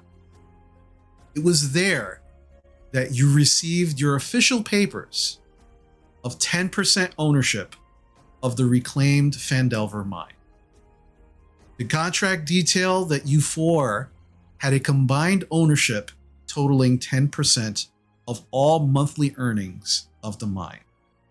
A stipulation was added for a 3-month grace period to allow getting the mine up and running before profits could be dispensed. Rovar, after some negotiations with the Rockseeker brothers, you were able to negotiate a contingent of Ironhelm miners, as well as a number of other miners and warriors from home to work under the Rockseeker banner. With the dwarves that will be coming in, they should be able to clear out any lingering threats and get the caves up to some semblance of an actual working mine. While you actually began the process with your brother to try and bring the orcs and the people of Phandalin back together, the joint effort of beginning to mend these fences started out all right. It didn't end very well. It turns out that with the decades of bad blood between both the orcs and the people of Phandalin over the many years is going to make it difficult at best. However, an agreement was hashed out between what they call themselves now the Orcs of Cragmaw. They will come into the town monthly to purchase supplies at a discount and be given a report of any creatures or situations that are affecting the town or the people around it. For that discount, the orcs will investigate and deal with those issues. Shug normally comes along during these monthly visits, along with a few other orcs. The hope being to acclimatize people to actual orcs, being in the area and not being afraid of them. Very quickly, in the first couple of weeks, this arrangement goes very well, and the orcs begin to deal with bandits and some of their own less forward-thinking brethren that did not join them. And after a few months, Findalin actually begins to look forward to these visits. The orcs are still unsure how to feel about this change, yet they have no issues holding up their end of the deal, especially with Shug guiding them. You do make sure to try and be back in Findalin when you know Shug is due to arrive for the monthly supplies. Grista at the Sleeping Giant is all too happy to have you stay with her in any capacity you are comfortable with. After going home and making those negotiations and making sure that the Iron Helms would be able to help the Rock Seekers, you find out that your parents have already been informed by Shug via his sending spell of what he's been up to and why he hasn't been with you all of this time. Well, they're not exactly happy with the decision. They do understand, and they are actually happy in the knowledge that Shug is probably bringing some dwarven culture to those orcs as well. Is there anything that you'd like to add? Is that all right? I think he just tells a funny story of watching, Shug has taught them several dwarven drinking songs, which they don't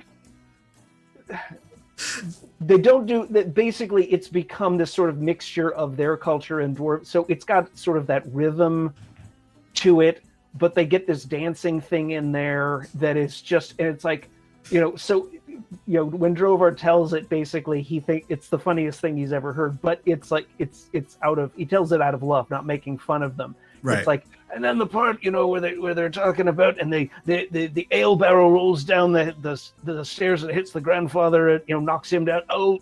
Well, they say it differently, and here's their translation of it, and so he's just showing them. It's like, here's the things that Shug taught them from his childhood that they've just taken and made their own. He's a little miffed that Shug couldn't come back with him, but it's like, you just send messages. Well, fine. Yeah. It's all good natured. Yeah.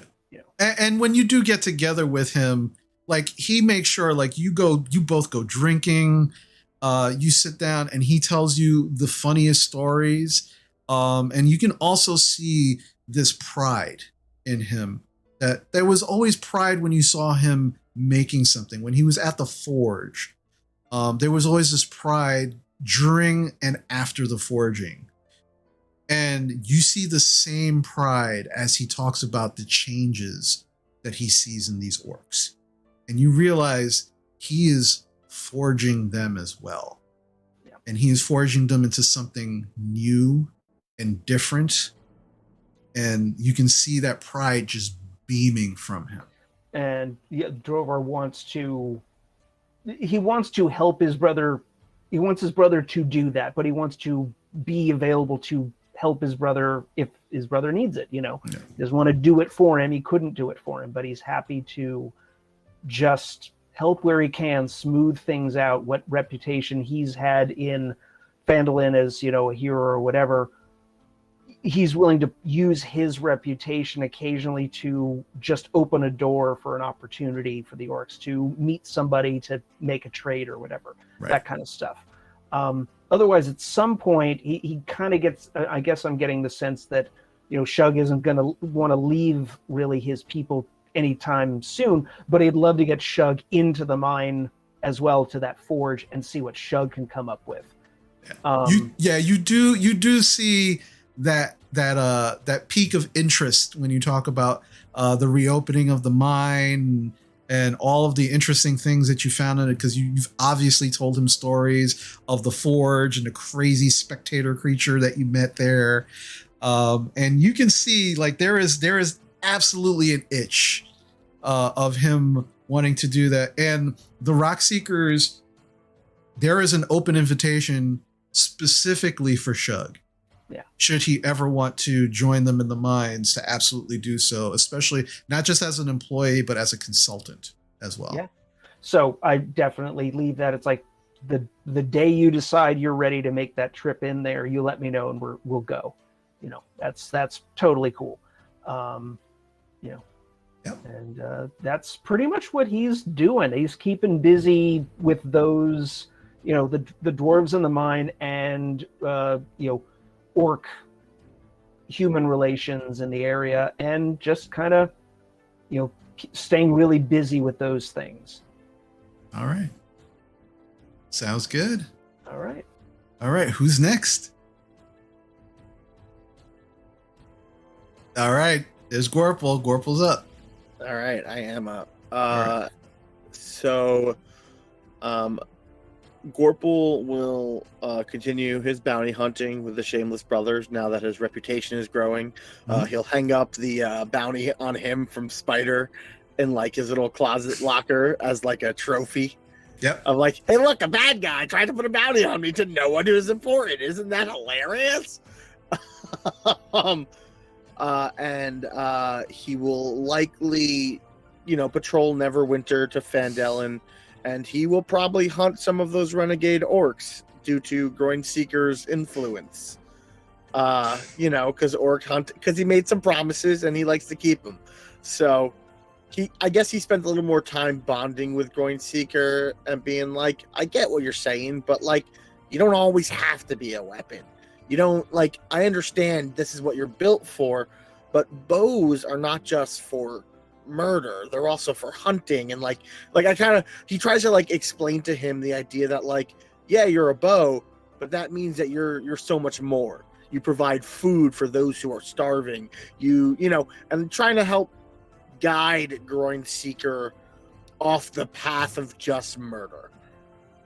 It's a difficult process. There are many times where he tends to agree with you, and then the days that he doesn't agree with you, there is that you are starting to sense that fight of wills between him and you.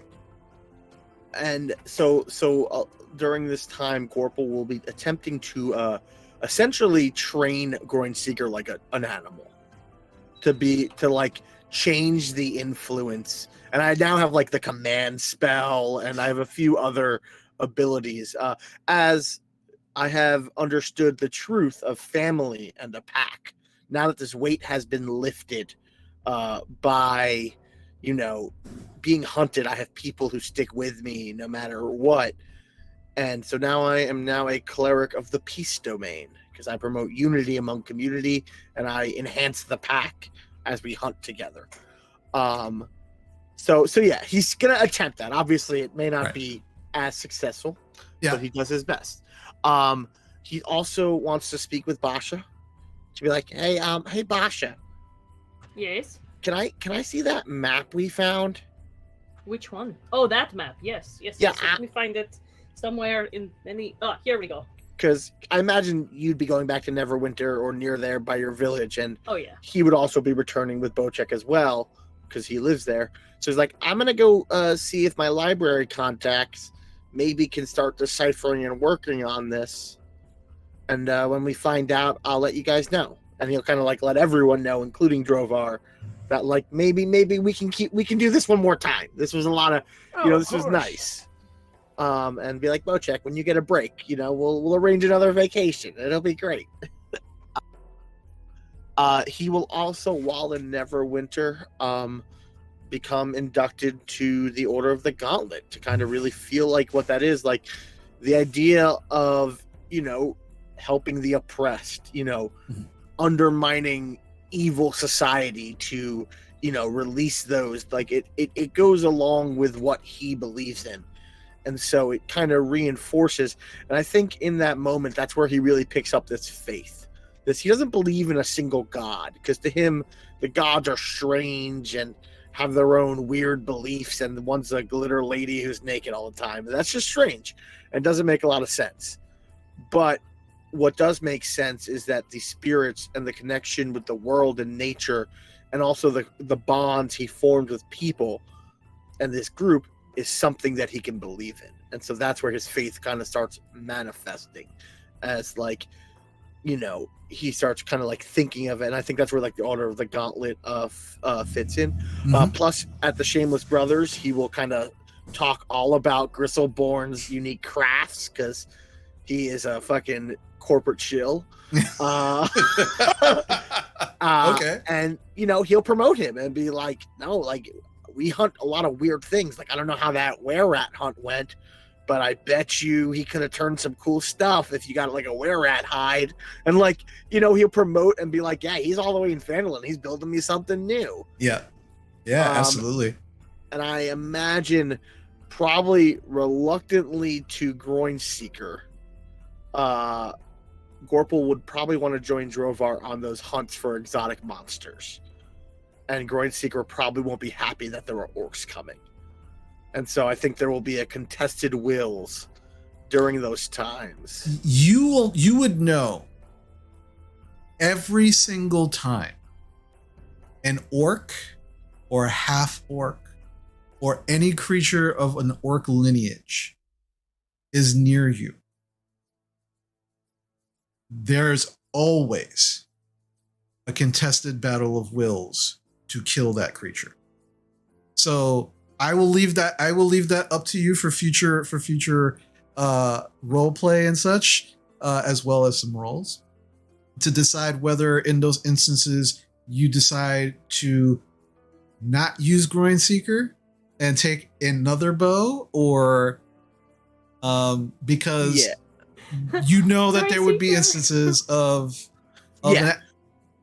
Yeah. So I think once he realizes, because I imagine he really gets that push the next time he sees like Shug, and he's like, I don't feel that way. Mm-hmm. And then this thing tries to influence him, and maybe he resists this time, and he's like, well, that's just weird.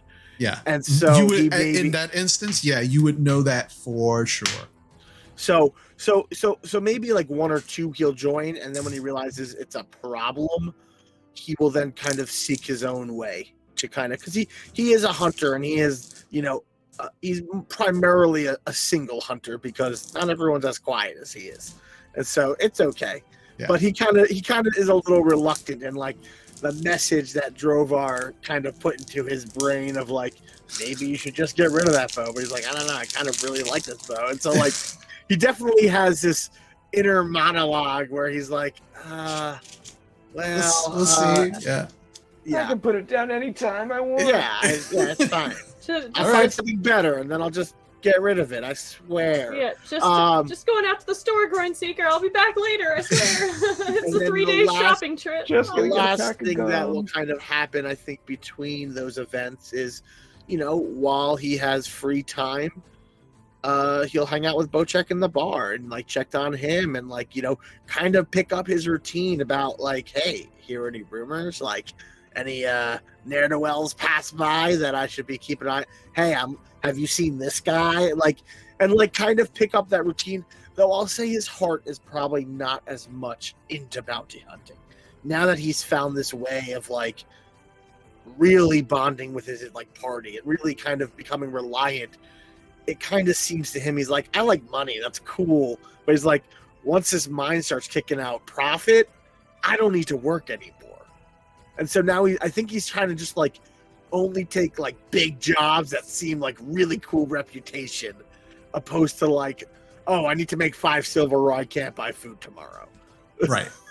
Big difference. So upon returning to the Shameless Brothers, the first thing that happens is you receive your contract fee for working with Gundren, 250 gold pieces. Successful completion. After briefing the Shameless Brothers on exactly what happened and why you've been gone for so long, they completely understand and are fascinated by all of the things that you've done, because their normal day is just hunting down some pretty sketchy individuals and then just either bringing them to justice or just killing them and bringing back the body. So all of that extra stuff is like fascinating for them. I got so under this guy's skin, he literally drew up a picture of me as a bounty. We should hang this up somewhere. Yeah, no, we're gonna get a frame and we're gonna put that shit up. That is great. We're gonna put it right in the ready room where everybody, it's gonna be fucking I fantastic. feel like if the bad guys start trying to take out bounties on you, you're doing a good job. Yeah, obviously, yeah. So yeah, they're true to their word. They buy a frame, like a specially made like rosewood frame. They put it up above the fireplace. And it's funny because they had their father up above the fireplace previously, like an oil painting, and they just like very haphazardly just took it down, threw it to the side, and they just like put it up, and they just like talking like, did you hear that story, Gorple's whole like that shit was crazy, and they're just like talking you up. Oh yeah, this is my dinosaur teague. No big deal. Yeah. Oh, the Shameless brothers treat him like a puppy.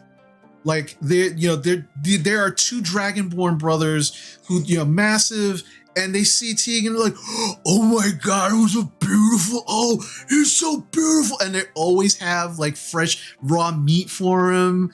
Like he has his own room. Like when you want to bring him inside, like they love Teague.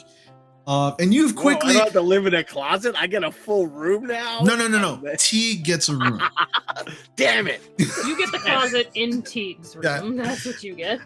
Yeah, kind of like Bender's house. You get to live in the closet.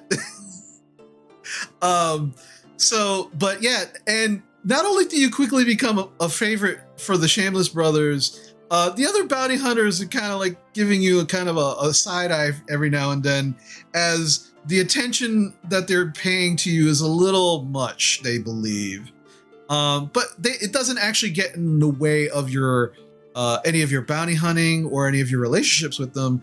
But they're pretty much like, yes, Gorple, And I also kind of want to ease it off to them to be like, hey guys, like, you really helped me out. You got me started. You got me set. And not saying that I'm not going to need you, but I could see a future where I'm probably not going to do this as much. Like, I'll still take contracts under your name to make this place look good, but there are young hunters who really need it. And I'm young, I guess, technically by all standards to all of you people. But I don't know. I don't know what my future holds. I got a lot now. I got options. I know eventually I kind of want to find my own people, but that's pretty far. It's understandable. You just let us know. Look, you've got your choice of bounties. Like, just come to us. You get first pick. It's fine. It's fine. And true to their word, in the beginning, mostly orc bounties. I need you to roll a d8 for me, please.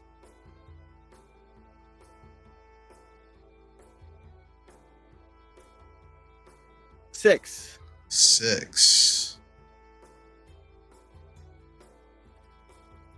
So you have 6 successful orc bounty hunts in the beginning, which net you 72 gold pieces. And with those bounties, those were normal contracts, which means they can be brought in dead or alive, same cost. Grindseeker made sure that it was dead. And for each kill, you begin to notice a hash mark form on the side of Grindseeker for every orc that is killed. And it's a little disturbing. But you also begin to realize that with each hash mark, every time you have an argument with Grindseeker, his will seems to be a little stronger. Something to bear in mind for the future. But with those bounties, most of them, as I said, did not survive their encounters with you and Grindseeker. And while the Shameless brothers find the groin-pierced bounties to be pretty hilarious and talk about them at length with anyone who would listen to them, the other bounty hunters have begun calling you Gorple the Groinbane. Kind of as an inside joke. And shortly after that, your reputation begins to succeed you. And suddenly, most of the orc-based bounties begin to dry up. As it seems the orcs begin to either become more cautious or simply gone from the surrounding territories of Neverwinter. It's about this time that you seek out the Order of the Gauntlet to become properly inducted into their ranks. You arrive to their Neverwinter headquarters, this beautiful limestone building and marble columns with the flags of the order depicting the righteous sword being held in the iron gauntlet. And as you enter this beautiful entryway, there is a fireplace with a fire roaring. There is this rounded desk, and sitting behind the rounded desk, there is an Earth Genasi, just kind of sitting there with very, very dark brown, almost in the certain light, reflective black. And as you walk in, they kind of move to actually see you walk in, and as they do, you watch as small bits of dust just kind of fall from behind their ears. This one is dressed almost similarly to Bocek, just kind of like a vest, simple bracers, baggy pants, and as you come in, they kind of lean toward you like, "Hey there, sir. How can I help you?" I have a letter of introduction, and I'll kind of like hold it up because I imagine he's like 4 feet taller than I am. Yeah. It grabs it from you, opens it up, and you watch as his eyes go wide and a big smile comes on his face. "Oh, very interesting. Please follow me." Rolls it back up, hands it back to you, and he brings you inside. And as he brings you inside, the actual layout of this building is similar to your bounty hunting guild, but the furniture much nicer. The furnishings seem very expensive, and you are brought into this large ready room where there are a number of individuals, some of them in armor, some of them in chainmail, some of them in plate mail, others dressed similarly to this Earth Genasi. And he kind of was like, "Can I have your attention, please?" And everyone quiets immediately. "I would like for you all to meet Gorple Lurky Pokey. This individual has been recommended to our ranks," and you hear a few chuckles, "by none other than Vindicator Edermath." And immediately the chuckles stop. Ooh. And they all look at you. And they immediately, almost in one, they all get up. And they all grab their fists and they slam them against their chests. And then they bow to you. Wow. He's just kind of like looks around like a little shocked because like this is a lot of attention he wasn't expecting. Yeah. And he's like, "All right, enough. These are the men, and everyone will introduce themselves to you eventually. We're gonna get you all, and we're gonna get you inducted. We're gonna get you, all your gear, and we're gonna get you set up. Follow me." I get my custom gear from Gristleborn Armory. Just it's really cool. Yeah, I fucking corporate chill it. Like, I mean, he's a really great guy. He's a free thinker. I just kind of keep moving through. Should I have left my pet outside, my companion? Because like I saw you had a horse trough, and I figured you probably didn't want claw marks on the stone. That's probably for the best. Yes. Thank you. Okay, but like he's like always with me. So like, does he come too? Like, how's this work? Well, let's have a discussion about that. That'll be part of everything. Okay. I want to get you orientated and everything. So, I'm sorry, how rude of me. I'm Onyx Bonebreaker. I'm the recruiter here for for the Order of the Gauntlet, and for your purposes, I hold the rank of White Hawk. Oh, I think I have that written down as he pulls out a piece of paper. But let's get you inside, and he brings you into what looks like a small office. And he just kind of looks at you, goes, look, let me ask you, I just need to ask you, how the hell is he doing? Is he all right? Is he doing good? I mean, I haven't seen him in a while. He's doing great. He has an apple orchard. He's training a young promising goblin kid, how to defend himself. A goblin kid? Yeah, well, we found him and he was being beaten up. So my good friend Bocek, who I think you'd really like, because you guys he's like as big as you, and I think he'd really dig your name, and you guys could like clash fists or whatever you muscly guys do, flex at each other. I don't know. Anyway, but yeah, no, we saved him from a bunch of bugbears who were beating him up, and he was kind of shy, and then Edermath, I don't know if he took a liking, but he kind of wanted to help the kid out at least. I don't know if the kid's going to come back here or what's going on, but I think he kind of took the effort to at least show him how to blend into society and stuff. Well, yeah, he's always had a soft heart, but his heart was never wrong. So, yeah, it's a big deal. I mean, he's been retired for a while. We keep trying to bring him back out of retirement, but he's like really determined. He's not super determined to be retired. He told us many times how retired he was, that he was so retired that he made us do it, and we weren't even part of this thing. That sounds like him. No, but it's good to hear that he's doing well. And let me be the first to congratulate you.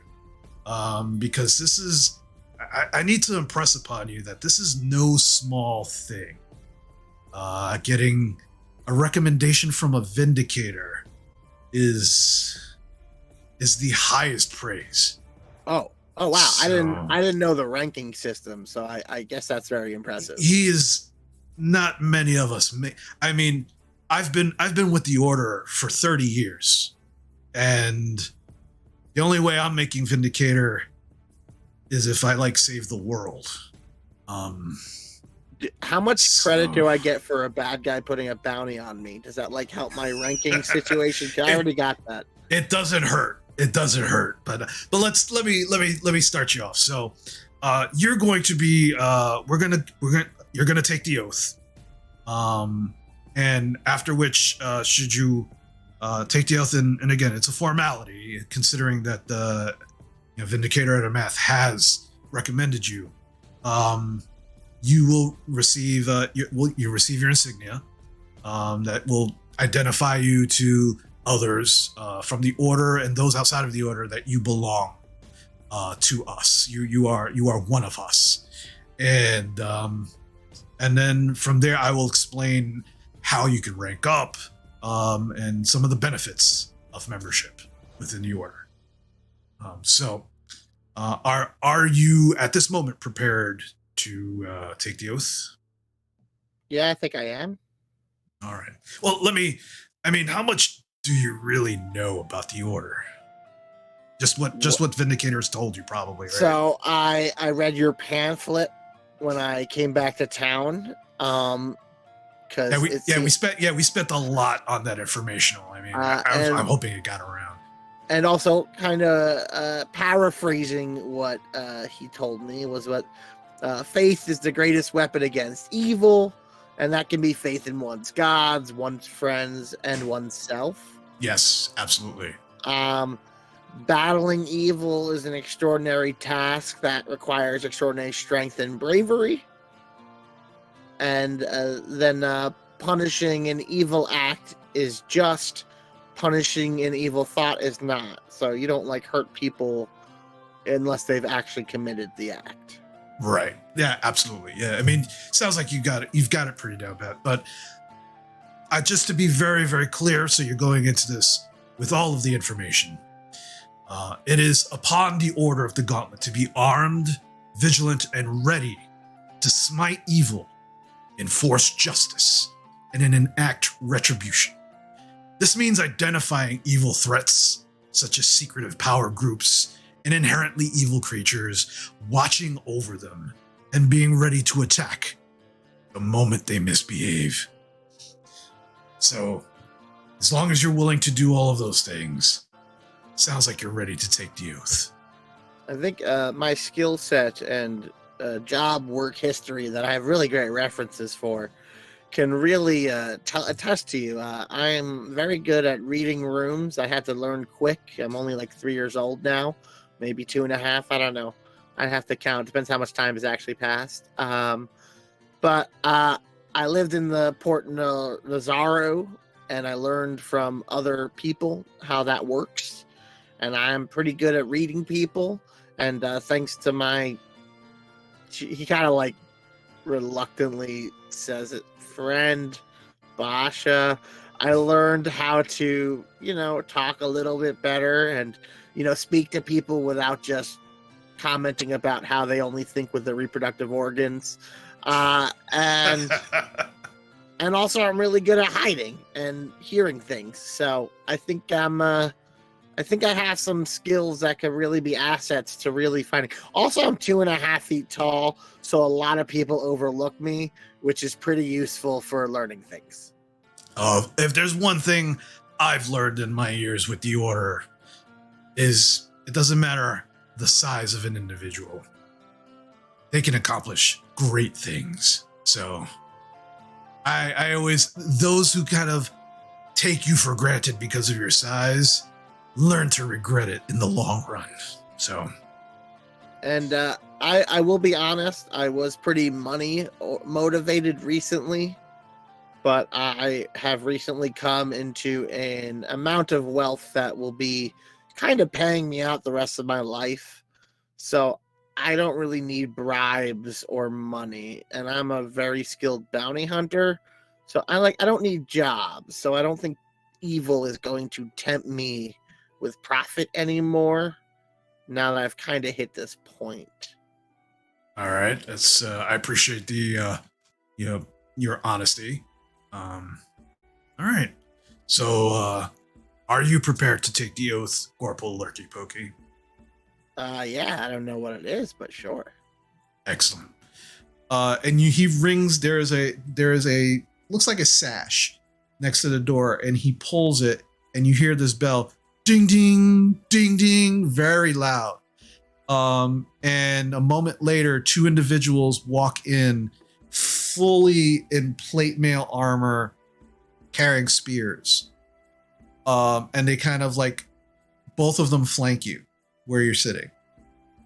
Corporal, could you please stand? I stand on the chair, so I'm at about normal sitting height. Yeah. Do you affirm that you will lash out the moment evil acts and not a moment before? I affirm it. Do you agree that evil must be met in the field and smashed, or it will swiftly overcome all? I mean, I mostly agree with that statement. I think you can also meet it in its room while sleeping. You can also meet it, somewhere discreetly where you could take it out so there are no witnesses. But I agree with the sentiment you're trying to get by. You normally say I agree. I agree. The two guys in the plate mail that are flanking you, you can hear them slightly chuckling. When evil breaks laws, agreements, or commonly accepted codes of conduct, do you swear to strike hard and fast without waiting for the blessings of distant temples or the permission of rulers? Always. I don't give a shit what people say. The 2 guys that are flanking you, they're now just outright laughing. Corporal Loki Pokey, you are officially inducted at the rank of Cheval. Welcome to the Order of the Gauntlet. I agree. And the 2 guys both slam their spears down, and it makes this loud cracking sound. They're still chuckling. They both bow to you, and then they bow to Onyx, and then they leave the room. And he goes, "All right, so let's talk about benefits. and he begins to go into he begins questioning you about your needs, like what kind, if you need any kind of gear, do you require quarters, what racial needs do you need met, if anything. And you kind of go back and forth giving him that information, and he's writing everything down. And at one point he does ask you for your known associates, those who you've traveled with, or Bocek, and he works at that tavern, like right down the road. And I'll give him that one. Then we got Basha Borsk. She's definitely not an evil wizard. It's definitely not her last name, but that's. I don't know what her name is. I make it up. Yep. Then Drovar Ironhelm. I think that's his name. Yep. That one. Yep. Yep. He's writing it on. I have 3 Cholton friends who come with me, which are Teague, and I describe what he is. Knack, and I describe what he is. And Maul, but that's only if we get into a watery environment, and I describe his like flippers and long neck. I mean, yeah, I guess those are mine for now. All right. And he also begins to explain to you that as you begin to rank up within the order, more things would be available to you. They are going to prepare quarters for you. They're going to prepare all of the things, the requirements that Teague or any of your other companions might need. And he very quickly also tells you that that you should get to know the others in the order as well, because the order is like a family, and you train together, you share stories, you talk about your needs, you help each other, and that's the strongest bond amongst the order, is each other. And he's very happy to hear about your actual friends like Basha and Bocek and Drovar. Like, he's very happy to hear about them. And you see, like, he's smiling the whole time, seemingly very impressed with you. And then he comes out, he turns around, and he pulls out this very long wooden case. And he opens it up, and inside are silver chains, on the end of them, the insignias of the Order of the Gauntlet. And they're all in varying sizes. And you can see, like, based on like maybe someone who's as large as Bocek, all the way down to someone who is as small as you, possibly like a gnome or a halfling. And he allows you to take the one that is most that fits you the best. Yeah, I take the smaller one because I can also hide it. Yeah. He closes it up, and he says, and so what I would actually want you to do is, whenever you're in a major town, or you know that there's an outpost of the Gauntlet, you should check in as much as possible and let us know everything you're doing, like all of the deeds, if you save people, if you've crushed evil, things of that nature, because that is how we rank up here within the order. The more renown you get, the better your ranking, and then the better your ranking, the more things become available to you. So basically, you start out, instead of at 1 renown, you will be starting out at 2 renown. And every time you check in with the Order of the Gauntlet about some kind of quest or some kind of mission that you have undertaken, they will actually determine how well, what kind, where that falls within their ranking. And as you start hitting a more renown, you will begin to rank up. And again, you can get training in certain proficiencies with tools, vehicles, things like that you don't have, in a faster period of time, but you still have to pay for it. You also can have the ability to get certain magic items depending on your rank as well. And you're just essentially now at this point, you should have started out at 1 renown. But because you were recommended by a vindicator, you started out at 2, and that means you have 1 more renown to actually get to rank 2. And I'm assuming they do not count what we just did because I was not part of the order. No, not yet. That was no. faster. It's once you're part of the order, there is basically he explains that there is a chronicle of every single member's all of the things that they've done while within the order. And they're open to everybody. Like anybody can pull out a book on someone and read all of the things that they've done. Yeah, cool. I mean, Gorpal will spend the time to get to know people. I mean, he'll definitely be eager to see what kind of missions they want to do because he wants to he's obviously, I think, after a week of learning and training, he's bored because he's he's a creature of action who's constantly doing things, going on separate hunts, going out. So I think part of him just I kind of want to do stuff, but he also is oh, I gotta check in other things. But he's so he'll spend the time to get to know people, but that's definitely not his first instinct. Right. Yeah, and you are told that once you hit rank 2, you can actually get sanctioned missions from the gauntlet. But right now at rank 1, this is your the honeymoon phase for you. Right? Just kind of getting to know you. You should go out there and smite evil, obviously. But once you smite evil, let us know about it.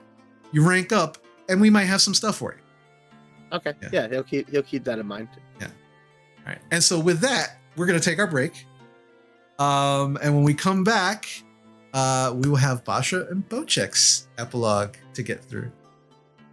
So stand by, and we'll see you in a few.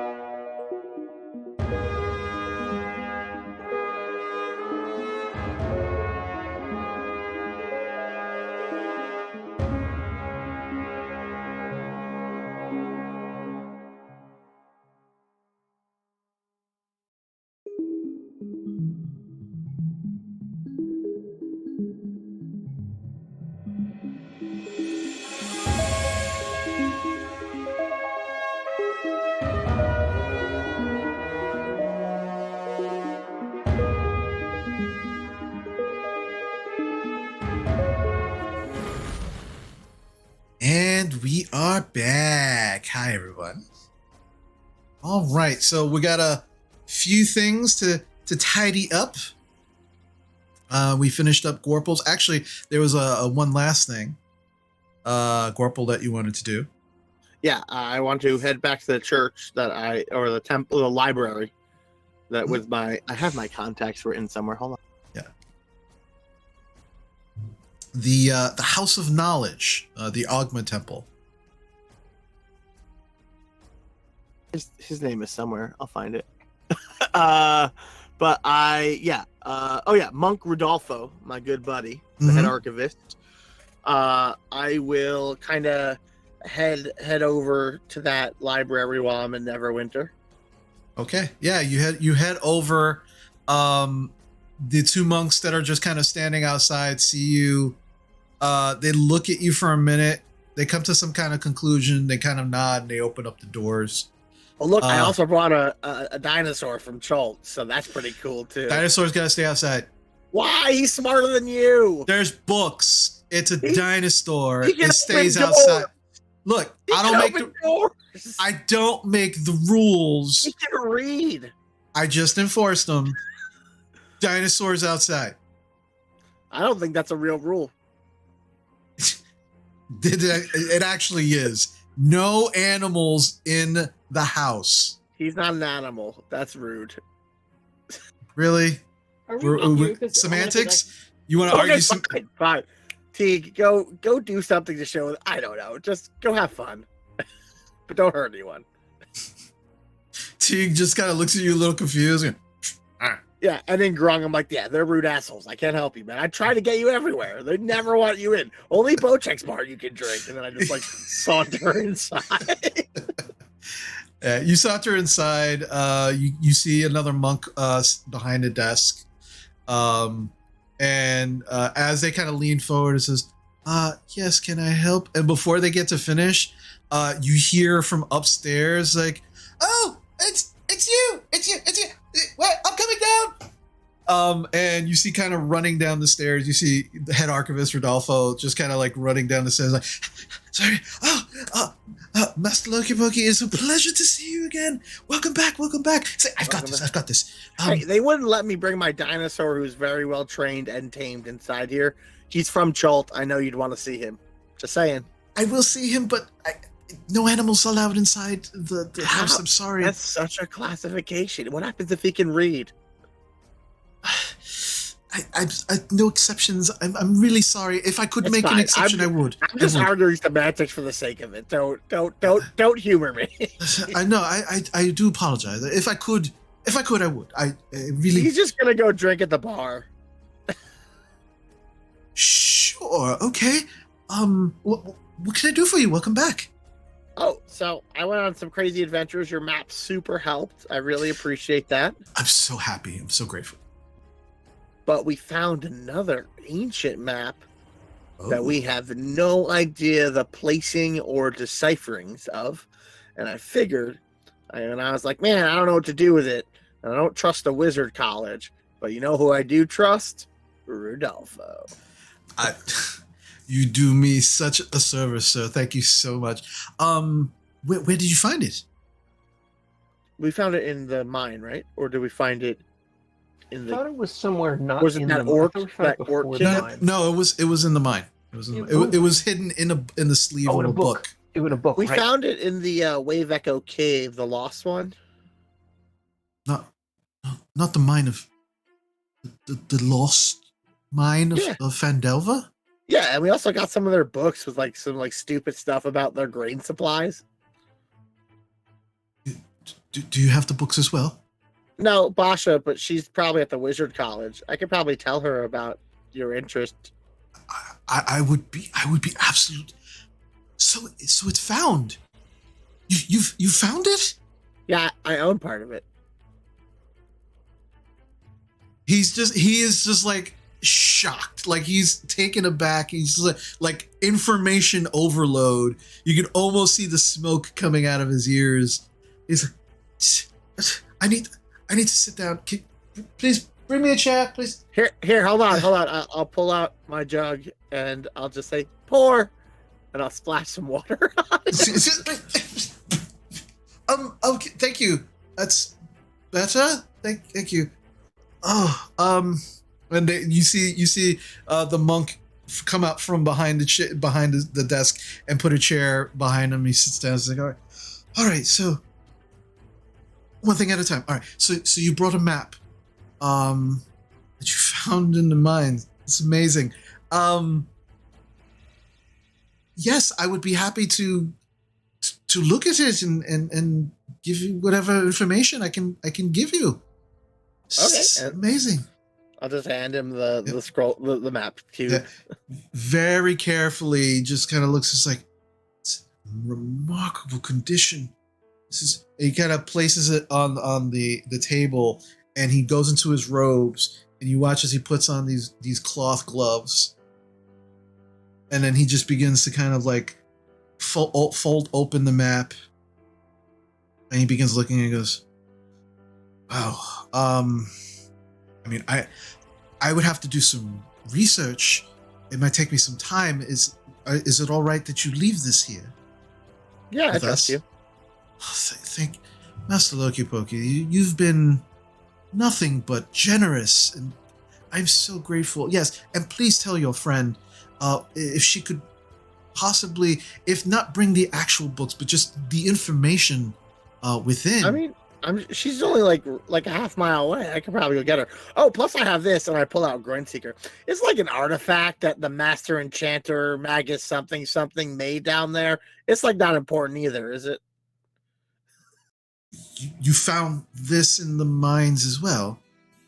Yeah, it was made by Magus Garum Lightforger, one of the enchanters in the Fandelver mines. Are you writing this down? Why aren't you writing it? Write it down. And you see the monk just like pick up some parchment off the desk and begin writing as you're talking. I could do some research on this as well. He says you have soft hands and he doesn't like the feel of your touch, so I gotta take you back. I am sorry. And he just hands it right back to you, and he pointedly at Groinstein goes, "I am very sorry. I did not mean to offend you." Oh, he's not offended. He just saw that your arms and your like strength would not have the tensile ability to really shoot orcs in the groin. So he was like, "Why'd you give me away?" It was a weird argument. We had it in my head, and I learned how to talk in my head, so that's pretty cool. I understood about half of what you said, but I think I get the gist. But I will take the name and what is your magnificent weapon's full title? It is called Groin Seeker, the Orc Bane. The monk is writing it down. Says, "All right, so yes, we'll get on the map right away, and any information that we can get on your weapon that you found. But yeah, I need to inform the High Archivist. This is amazing. It's amazing to find the mine is no longer lost." Yeah, I mean, it's claimed and it's owned by people. I'm part of that ownership. But yeah, I'll go get my friend Basha. She has those old books she collected. And just point of order, if they're talking about those account books for the dwarven mines, I think Drover wanted them to go to the Gundren and the Rock Seekers because they would be helpful for getting the mine going again. Right. Okay, well then in that case, maybe I'm mistaken, but I will say the current owners of the mine, they have an office with the Order of the with the Lord's Alliance in Phandalin, the town we went to. Keep writing that you might be able to send word to Gundren Rockseeker. He's the eldest of the Rockseeker clan. And there might be negotiations, and you could let them know that I have sent you that way, so I don't think it's like suspicious or anything. This is all wonderful information. Thank you so much. I mean, this is just amazing. This is wonderful. And I thought this was going to just be another day. Thank you so much. You're welcome. I mean, you seem like you really like knowledge, and as long as it's not bad knowledge, I don't mind giving it to people. No, I will do my utmost, and I will send a runner to you when we have some information. Yeah, I mean, I have a place at the Order of the Gauntlet headquarters. Oh, excellent. Okay, yes. I mean, I don't know if this kind of information like gets me bonus points with them, but like if you put in a good word, that might help I don't know how this works. They explained ranking and stuff, but I droned it out like halfway through the conversation. That's fine. We'll make sure that we'll seek you out there and just say we have information for you. And okay, or I'll be at the what is it, the Tiny Wyvern Inn? What's Bochek's bar called? I don't know. The Black Wormling Inn. Yeah, or I'll be probably drinking at the Black Wormling Inn because they allow animals inside. And I just Master Lurking Book, I'm so sorry. I don't make the rules. I'm just. So you're telling me that if the world famous adventurer Dwiz de Worden showed up with his panther, you would turn away his panther from coming into the library? It's an animal, and a panther is a panther. It as I slowly start backing away? Is it? I'm answering magic. You, and I'm answering magic. You, and you're leaving. But okay, goodbye. I'm just messing with you. Goodbye. And you leave. And yeah, he seems super excited. Thank you very much. All right, no problem. Alrighty. So with that, we have Basha and Bochek. Who would like to go first? I guess it's me. I'm too slow. Yep. It's Basha. Alrighty. So Basha, what would you like to do? So Basha's definitely going to finish up, if she hasn't already, the alternate version of her book. And then package that up along with a very long maybe actually no, she's probably not going to detail everything in writing. She's going to be like, hey, I need to meet with you when I get back to Neverwinter because I have like things to tell you. And she's going to plan to set up a meeting with Eben and whoever else wants to be there to kind of be like, debrief, this is what happened. But like, obviously she's going to leave out anything that was like not in the book. Mhm. Or like anything that, like the aboleth. She just wants the aboleth to stay in its spot and no one to know about it. So she leaves that information out.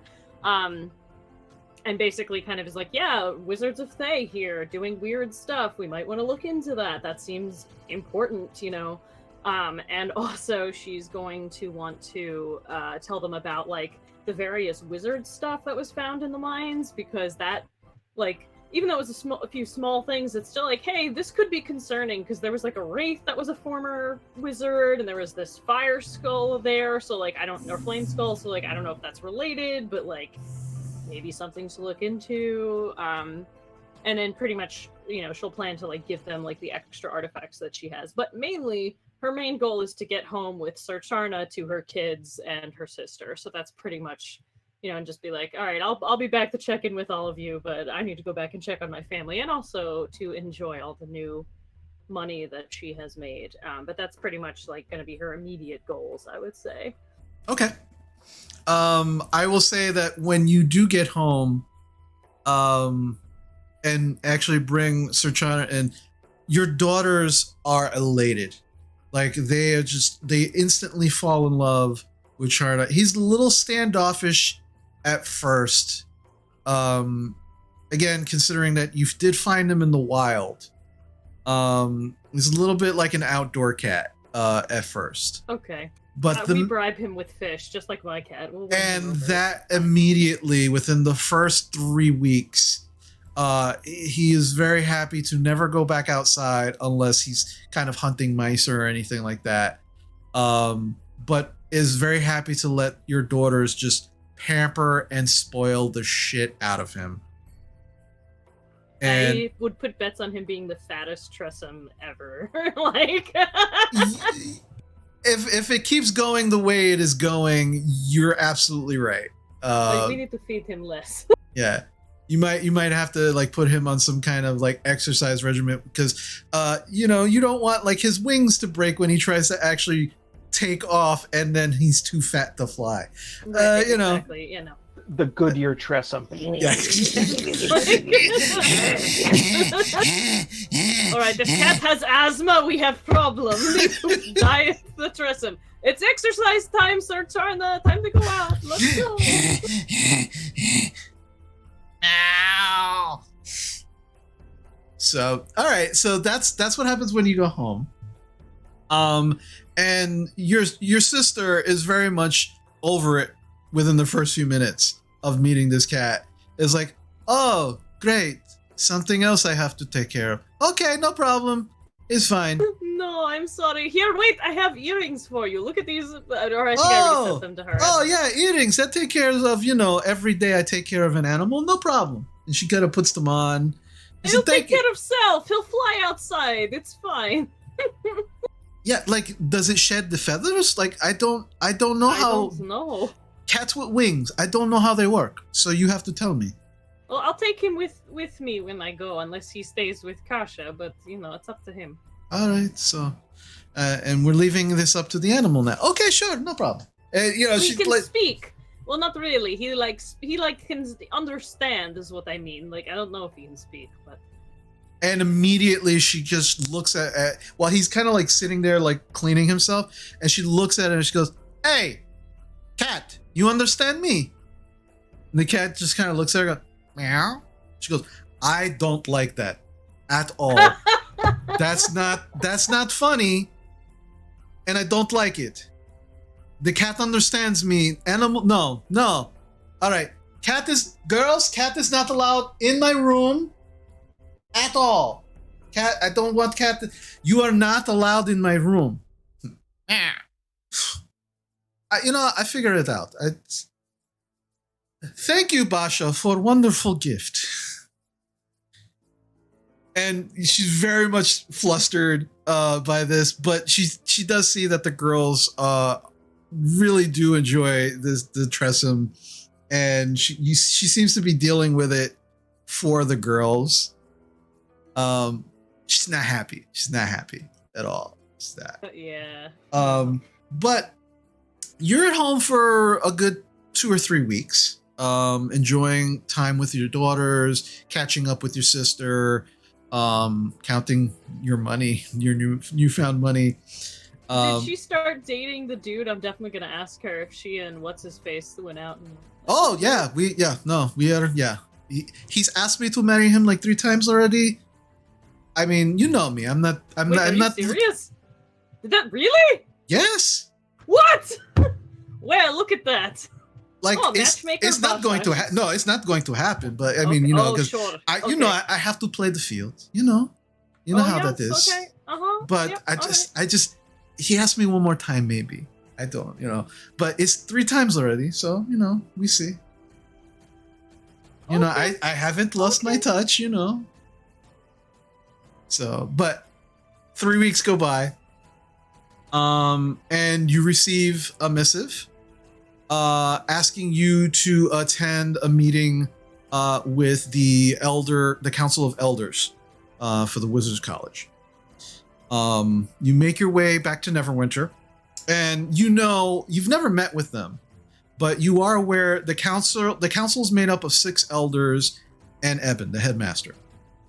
And it's interesting because it's set up similar to the Masked Lords of Waterdeep, much to the chagrin of the ruler of Neverwinter. All the elders are masked during meetings to conceal their identities, so they can't be compromised in any way, while the headmaster is the open face of the actual Wizard College and speaks for the council as a whole. So as you enter the meeting room for this specific meeting, it's in actually a building that you've actually never been in before. And as you're escorted by one of the Spellblades into this large meeting room, as they open up the door, you can see that the room itself is completely dark, except for a ring of light in the middle of the room. And the Spellblade just kind of motions for you to enter the ring of light. Is this the same Spellblade that's been dating my sister? No, this is completely different. I was gonna wink at him as I walk past, like I know, but no, that's fine. Anyway, it's fine. I walk in. I'm respectful. I'm dressed in some of my nicest robes. Mm-hmm. I think I'm gonna. Oh, but I have both wizard staffs with me too. Okay. Unless they take them from me, I have them on me. Well, I thought you would you were going to give. I think I did. I think I gave one. Yeah, that's right. I forget what I told you, but yeah. Yes. So, you've given your report. You've given most of the items that you have found that you had with you during your adventure. And as you stand in the light, the doors are closed behind you, and immediately, raised maybe about 5 or 6 feet above you, on almost a dais, you watch as these individual lights begin to flash on, and you see 6 individuals robed and masked, only the lower parts of their face visible, their mouths actually. The rest of their face and their eyes are the only things that you can see. Hoods up, and sitting in the middle, clearly unmasked, is the headmaster. And it's kind of an ominous kind of setting for this meeting. And Eben just kind of like, he just sits forward. He goes, Basha Barsh, welcome. We appreciate you taking the time away from your family to come back and speak with us about your endeavor. We have received your reports and the specific items from said reports, and there are a few things that we as a council would like to address, and as well as ask you a few questions and see if there's anything further that you would wish to impart upon us. Feel free to ask your questions. Is there, before we begin, is there any, would you like to make a statement or begin in any way? did I already give them the book that I made, or no? Yeah, Did I yeah, already? Okay, so yeah. they've already had that. Yeah. Just that, I was sent out on this journey because no one thought that I could, or you believed in me, which I appreciate. But yes, I have done this as you have asked and brought forth everything that I could to assist with future endeavors. I'm not really sure what else you are looking for or asking me in this case. You see the headmaster smile from Basha. You're in no way. This is merely a formality. This is okay. It seems like you're lots not of in trouble. pageantry. Yeah, it's just a lot of pageantry wizard stuff. So I have to make sure. No, this is a normal meeting of the council. Really? Oh, okay. I know this is your first time. It can seem somewhat imposing. Next time I'll bring my hood or something, I guess. All right. So, if there isn't anything, I guess we will proceed. And so he kind of looks to a few of the council members, and one of them begins speaking, and you realize that they have disguised their voices magically as well as masked themselves. And so the first one begins talking to you. Basha Barsh, we wish to gain access to the mines, to study the ancient magics within, make the arrangements. Okay, yes, of course. I mean, I was planning on telling you anyway. I mean, I assume I already did, but yeah, I was, I can make the arrangements with my friends. And you watch as they all just kind of look at each other and they go, yeah, they start like, nodding to each other kind of like excitedly. And it's like, all right. So then another one on the far end begins speaking. You have done well in destroying the wizards of Thay. The Thayans are a menace and never to be trusted. We are continuing to study the notes you procured from your encounter. You may keep the articles you have found, with the knowledge that we may request a return to the college should we see fit. Oh, that's okay.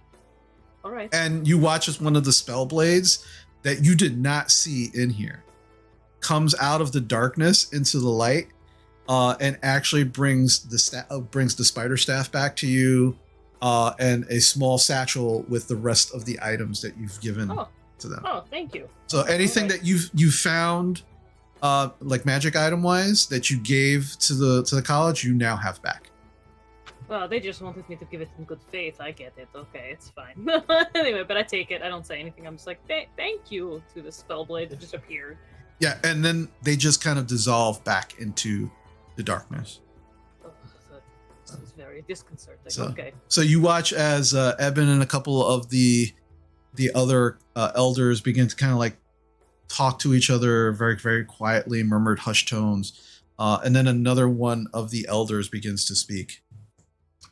We have additional questions. Are there any other items of a magical nature that your companions have discovered during your travels that you were not able to procure from them? What were they? Please be specific.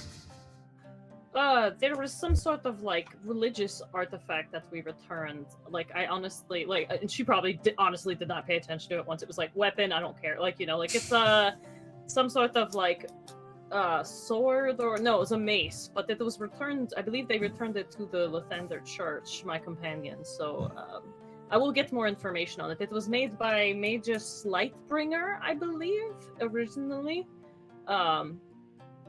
But yes, so that was the one thing. I feel like somebody else found some sort of ring or something. Oh wait, no, I have that. I'm not sure if there was anything else, but there were some books that were written by the dwarves that had some not enchantment, but like they were like written in code, but it was like about the mines, so the miners kept it, of course, so that they can use it to restart up the mines. But again, if you have any questions about that, I'm sure you can ask them when I get you access, so that should be fine. I genuinely don't remember what else anyone else got. Like Basha might, but I don't remember. Julia has no idea. Yeah, So like if okay. I'm forgetting any items, I just don't know. But Groin, Basha might remember. Groin them, yeah. Seeker. Oh yes, and there's a very weird bow that my friend got. I'm actually kind of concerned about it, to be honest, because like it makes him really want to kill orcs, and it makes him like really good at it.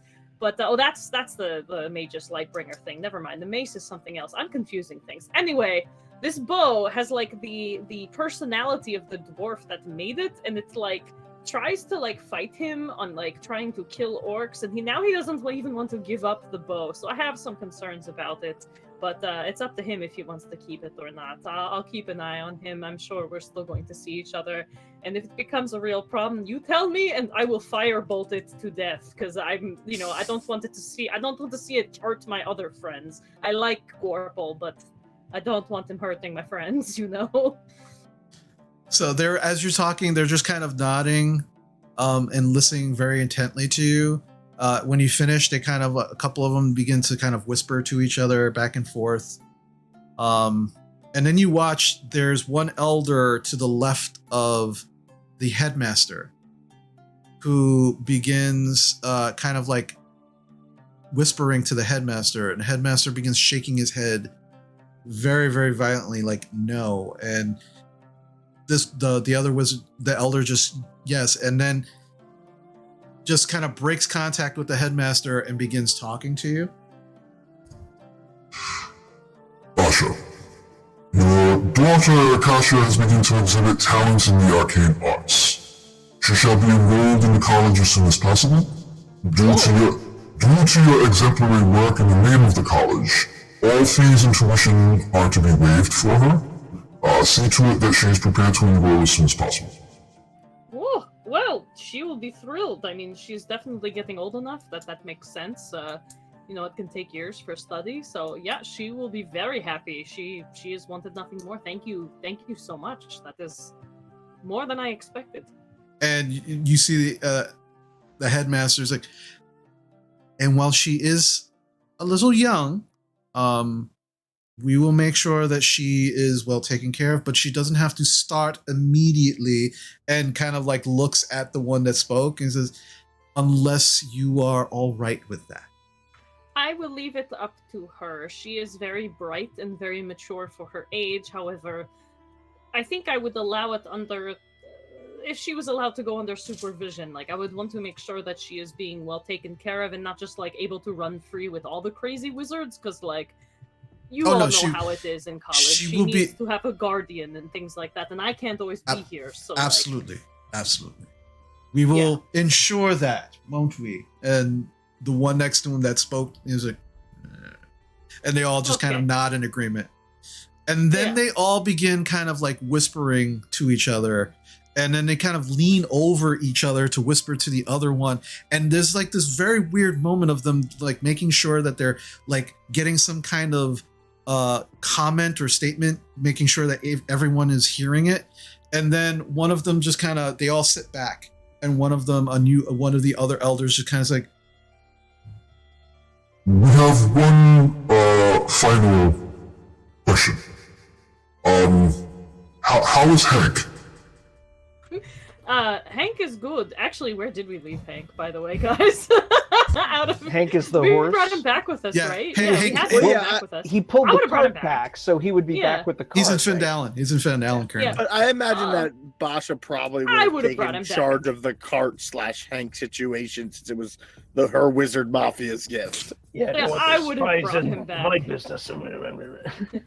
But they genuinely seem very concerned about Hank. Hank is currently eating oats in the stables. I had to bring Cart over here, so hopefully he's okay. He seemed to be all right. My companion on the trip could speak with him, and he was very strong horse, very strong-willed as well. But he seems all right. And you see them all just like, there seems to be like relief in there, and they're just like, yeah, okay. And so, is there something I should know about Hank? Like, no, nothing. Okay. It's fine. Oh, okay, yeah, all right. And then the headmaster's like, and Basha. Unless there's anything else, that was the extent of what we wanted to know. Okay. So, Wizard spy. I'm just telling you. so Yeah. thank you for all the work that you've done. And keep up the good work. And should we need anything, we'll be in contact. Great. Okay. Thank you. You know, I did want to talk about. Do we have policy of punishing other wizards by turning them into flame skulls? My friends wanted to know, and I didn't know if this was like a thing. Is this a thing that happens, or is it just a rumor? Because They immediately begin whispering to each other and talking with each other, like very rapidly, very excitedly. And then one of them begins talking.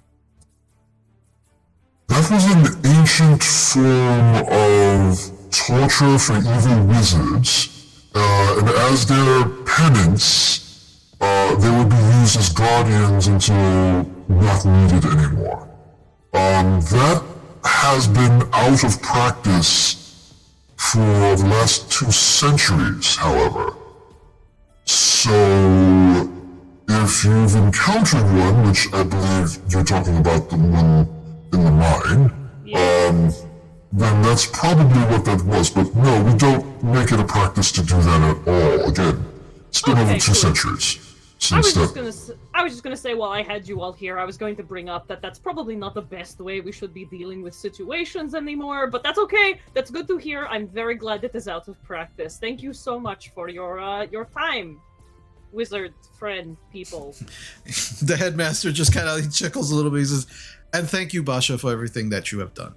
I am grateful that that all of the goodwill that we placed upon you and trust in what you could do was not in vain. So thank you so much for everything you've done."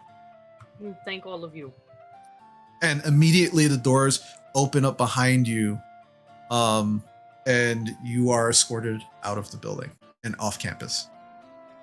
I just kind of like go like, okay, and like under my breath I'm like, wizards and their pageantry, this is crazy. This is so stupid. Like, as I'm walking. But that is that, unless there's anything else that you'd like to do, that is Basha's I'll give epilogue. an apple to Hank, and I'm definitely gonna spend lots of time going to visit like Bocek at his bar and like hanging out with him and Gorple, like, you know, like that's definitely going to be something that I do as well. And like, if and I think she'll just spend a lot of time with her family and enjoying like the holidays and things together. And but you know, I think definitely there is that sense in her, like she's going to get that the rise of I need to go on an adventure again, like slowly, just over time. Also, don't forget to raid your wizard campus for way more spells to put in your spell book. You got a lot of downtime. Oh yeah, no, she's like, I will be better prepared this time, and she's like taking down so many spells. Oh yeah. Oh, we'll talk in between about what you have access to. Yeah. As far as spells are concerned. And last but certainly not least, Bocek. Bocek, you had the simplest, I believe, of epilogues, but also I think the sweetest. So before going back to running the bar in Neverwinter, Bocek wanted to take a detour and head up north to see his family, drop off more money that he's made, and see how his 8 brothers and sisters are doing. Gwumpki, Kluski, Pierogi, Kosciuszko, Kilbasa, Kilbanos, Kapusta, and Fred. He wants to see how they're all doing. Okay. I'm so glad you came up with names. He also wants to see his mom and dad, give them money if they need it, and, you know, after spending a little time there, head back and go back to helping out at the bar. Okay. So, on your way home to Zakopane, you make your way to the impossibly small hut for the large family that you left behind. And you find that it's empty. And you begin to ask around, like, where's my family? Where's the family that lives here? and you're quickly directed to a farm, which is on a plateau heading upwards on the mountain that kind of overlooks Zakopane. And as you approach, you see, not dilapidated by any means, but definitely a kind of run-down ranch-style building. And in the front, you see a number of pens. And in these pens, there are a good number of goats, sheep, chickens, and you see these 3 large hogs. Just like, they just seem well fed. And you're still like curious, like, why is my family here? Like, what's going on? And turned my family into farm animals. As you kind of say this out loud to yourself as you're walking up the mountain, walking towards the building, you see this figure kind of begin to kind of lift himself up out of the hog pen. See, he looks like he was fixing some of the fencing around it, and you can see bare-chested, and kind of a little round in the middle. You see your father, kind of stand up, and it's interesting. Up until this time, it really didn't register much with you that it was not out of the ordinary that your father was human. But he's only a few inches shorter than your mother. You being larger than every one of them. And you kind of see him with fresh eyes as he's just kind of like stretching his back out, and sees you walking up. And again, your father is this large stature of a human, almost as imposing as Grint Gristleborn. And you almost see like a similarity in the kind of body type. But your father is completely shaved bald. The only hair on his body is this just scruff of hair on the bottom. And you fondly recall the day that he actually got his tattoos to basically match your mother's, to show her how much he loved her, as they just kind of take up most of his forehead and just kind of like come down and just ring around his muscles, which are not as large as you remember them, in his younger days. But you do see a number of fresh scars along his body. And as he sees you, he just kind of waves, "Bojack!" And he leaps over the fencing. For a man his age, very impressive. And just runs up to you. And again, he's maybe 1.5 to 2 feet shorter than you are. But he just wraps his arms around your waist and lifts you off the ground, just in the biggest bear hug. And he just kind of puts you down, and he just calls, "Pavu! Pavu, Bojack's here!" And calling for your mother. And immediately the door bursts open, and you watch 1, 2, 3, 4, 5, 6, 7, 8 little Goliath children just run out of the front door. "Bojack!" And they all just run at you and tackle you.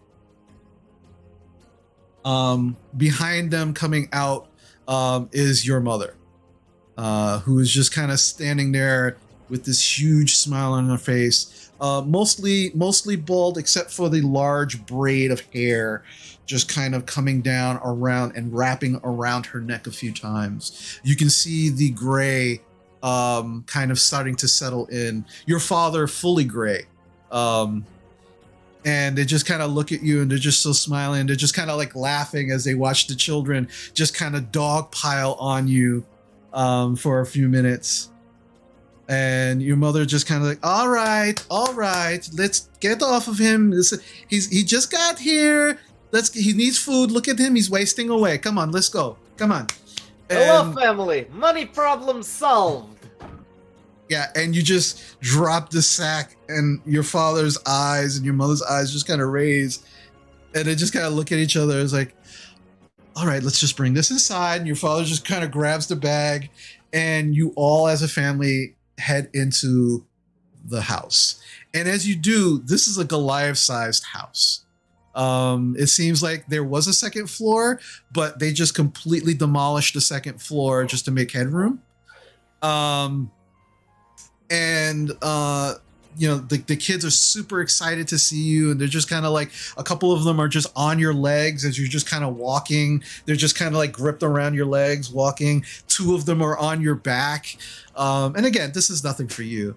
And the others are just kind of like gibbering. Where have you been, Bojack? What's going on? Did you bring me anything? What's happening? And they're just like continuously just kind of jabbering at you. And then your mother just claps her hands once, and it's almost like a thunderclap, and they instantly go silent. It's like, all right, you were just almost washed up before your brother got here. Now you're all dirty again. So you all get in the barn, just go wash yourselves up again, and then we're all going to sit down and have dinner. And all of them at the same time, yes, Mama, and immediately file out. But they all, as they're leaving, they're all just kind of looking at you, Bojack, and they're just like super excited, and they're just waving at you. And your father at this point is just kind of like, just wiping himself down. It's like, I wish you would have told us that you were coming. Sit. And you sit down, and your mother immediately goes into the pouch, and she just starts looking in it, and she's just shaking her head. Who did you kill? I mean, really? This supervillain named the Spider. Me and my friends took out entire organization, save Mines of Fendelvin. I have Ultimate Party Frog, who is best friend. And you remember Basha? She was there with me. And I got the boss man named Drovar, who, dwarf as strong as I am. And immediately your mother drops the bag, and she goes over to you, and she just goes to your eye, and she just opens your eye wide, and she's just looking at your eye. She's, all right, what are you taking? Because it's not alcohol, because, this is crazier story than normal. What is happening here? I got job under Gundren Rockseeker. He hired us to get mine back for him. This whole time, your father's just been sitting there kind of staring into you, and it's a little disconcerting. This is the dad stare that he's given you for most of your life. And he just kind of looks, and he goes, Pavel, he's telling the truth. We did job for Lord's Alliance. There was Mr. Fancy Pants Man and everything. Yeah, most of the Lord's Alliance is Fancy Pants, yeah. All right, no, he's telling the truth. And she just kind of looks at him and then looks at you. She's like, all right, whatever. I mean, as long as you killed bad people, I don't care. And she just grabs the sack, and she says, we're going to count this later. And she goes, and she just brings it into a back room, leaving kind of you and your father sitting there. And he's just sitting, and he just smacks you across the shoulder. It's just like, it's so good to see you, boy. I'm so happy to see you. So you're adventuring now? It was temporary. I was on vacation from working at bar.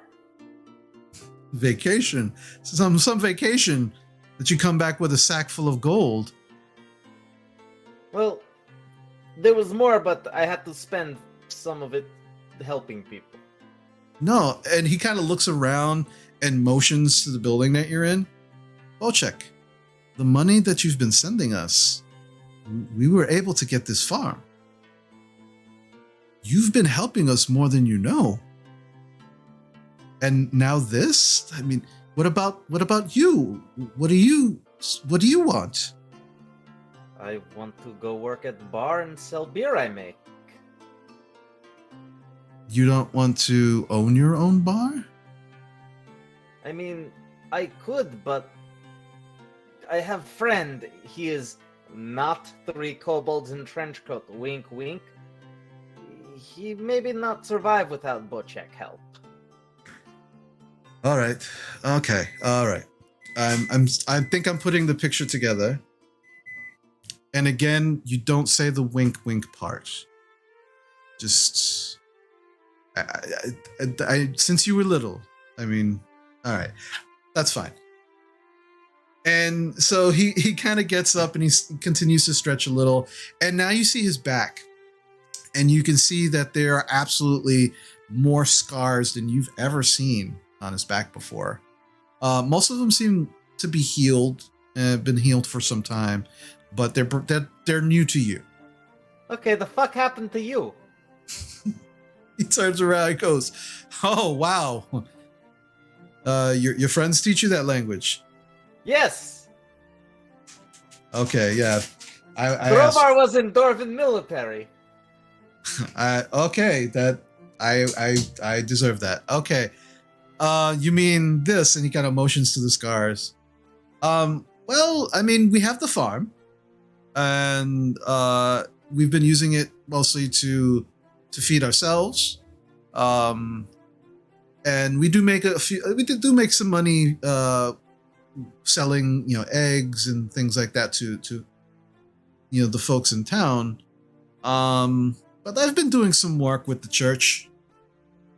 Sometimes they ask me to preside over funerals.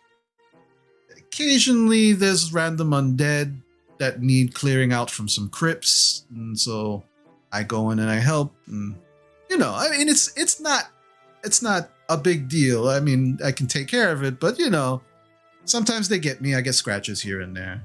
Don't you think maybe it's time you take a pipe and sit by porch and let younger people do that? He kind of chuckles a little bit, and he kind of looks over into the corner, and Maybe get apple orchard. He looks in the corner, and in the corner you see his plate mail armor. And it's beautiful. It's still as beautiful as you remember it. Silver. You're not sure what it's made of. Definitely doesn't look like regular steel. And then on the shoulder pauldron is the carving of the platinum dragon. And he looks at you and goes, "When Bahamut tells me it's time to retire, that's when I retire. But I will never stop taking care of my family, and you know that." So I'm surprised you haven't heard the calling yet, considering that now you're adventuring. I mean, I have my calling. What calling is that? I fight. I help my friends. I carry heavy things, and I make people happy. Miss Lyra say that I make a lot of people happy. Miss Lyra. The goddess Lyra? Yeah, I think we're dating now. And he looks down for a moment. He scratches his head.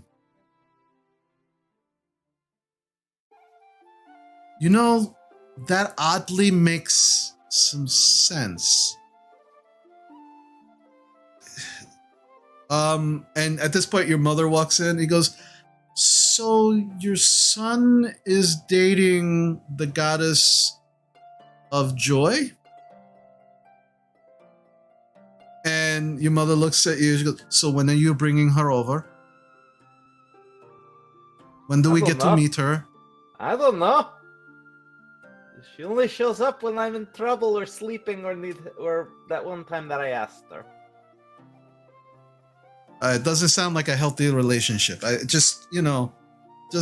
figure, I guess when you're ready or when she's ready, you just let me know and don't spring it on me like you just showed up. It's just because then I have to set another plate and then there's more cooking. Just let me know as quickly as much as you can. It's fine. And your father just kind of shakes his head and chuckles a little. So you are her champion, or are she has just called you to her? She says I'm her favorite. Wait, you've spoken with her? Oh yeah, she even showed up once when I asked for help. Both your mother and father just kind of look at each other for a moment and then just look back at you. And your mother just walks right up to you and she kind of puts her hand up against your forehead. You don't have a fever. Look, you probably just need something to eat. Sit down, I get you food. And you're getting the impression that your mom doesn't really kind of believe half of what you're saying. Your father seems very confused and a little concerned, but otherwise still happy to see you. And you begin kind of talking with each other about your adventures, about all the people that you've met, about the creatures you've tried to befriend, things like that. And at this point, your brothers and sisters have come back in. Your mother has served everybody, and they're all quiet. They're just listening to all of your stories and hearing everything that you're saying. And your father is just kind of like staring at you. And there's this kind of like pride in his face every time you keep talking about Lyra. And you remember how growing up that he always talked about the calling and being a paladin. And if it wasn't for that calling, that you would have lost your mother. And so there will never be a doubt in his mind that it was the best thing that ever happened to him, because your mother was also the best thing that ever happened to him. And you children were the best thing that ever happened to him. And you start to notice something also, Bocek. I need you to make a perception check with advantage for me, because your father still has not put a shirt on this whole time. That's kind of where you picked it up. 9. Okay. You got that group inspiration. We have like 1 billion. You might as well use it. Yeah, use it. This is the time.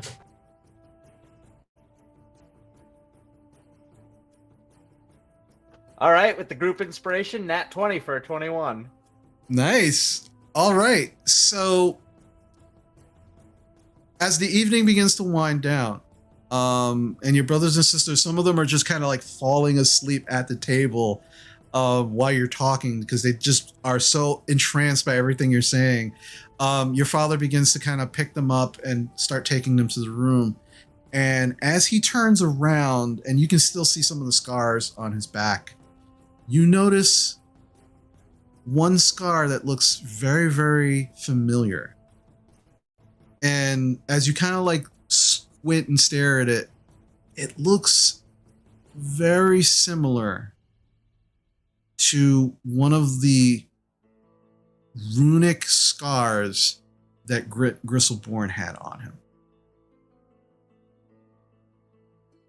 And so your father kind of leaves the room, taking some of the kids. Your mom takes some of them, and then your father and mother come back, and they start pouring actual beer and ale for all of you to kind of like all sit down and talk with each other. Dad, Yeah. you ever meet a smith named Gristleborn? He kind of like looks up and says, the name doesn't sound familiar. Is that his first or last name? Couldn't tell you. He has runic scarring. It's very similar to scar on your back. What? And he just kind of looks at you, and there's like this dead, like he went from happy to serious in like no time flat. And your mother actually has a similar look in her face. And he just kind of sits back for a moment. And he takes a swig of his beer, and he looks at you and says, What is his first name?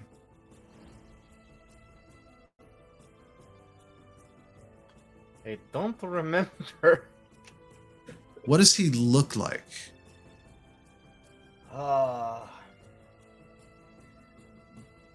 Little bit like you. He has very intense personality. Red hair? Yes. He bad? Not bad. And then your mother chimes in. No, he's not bad. He's stupid and he's dangerous. Cause like he makes my friend's equipment. He made me these gloves. Your father takes another big swig and he kind of puts it down. His first name is Grint, isn't it? Yes. That's your uncle. Yay! I have an uncle. I didn't know I had an uncle. And your father just takes another huge swig and just kind of throws get it my down. friend's family discount. No.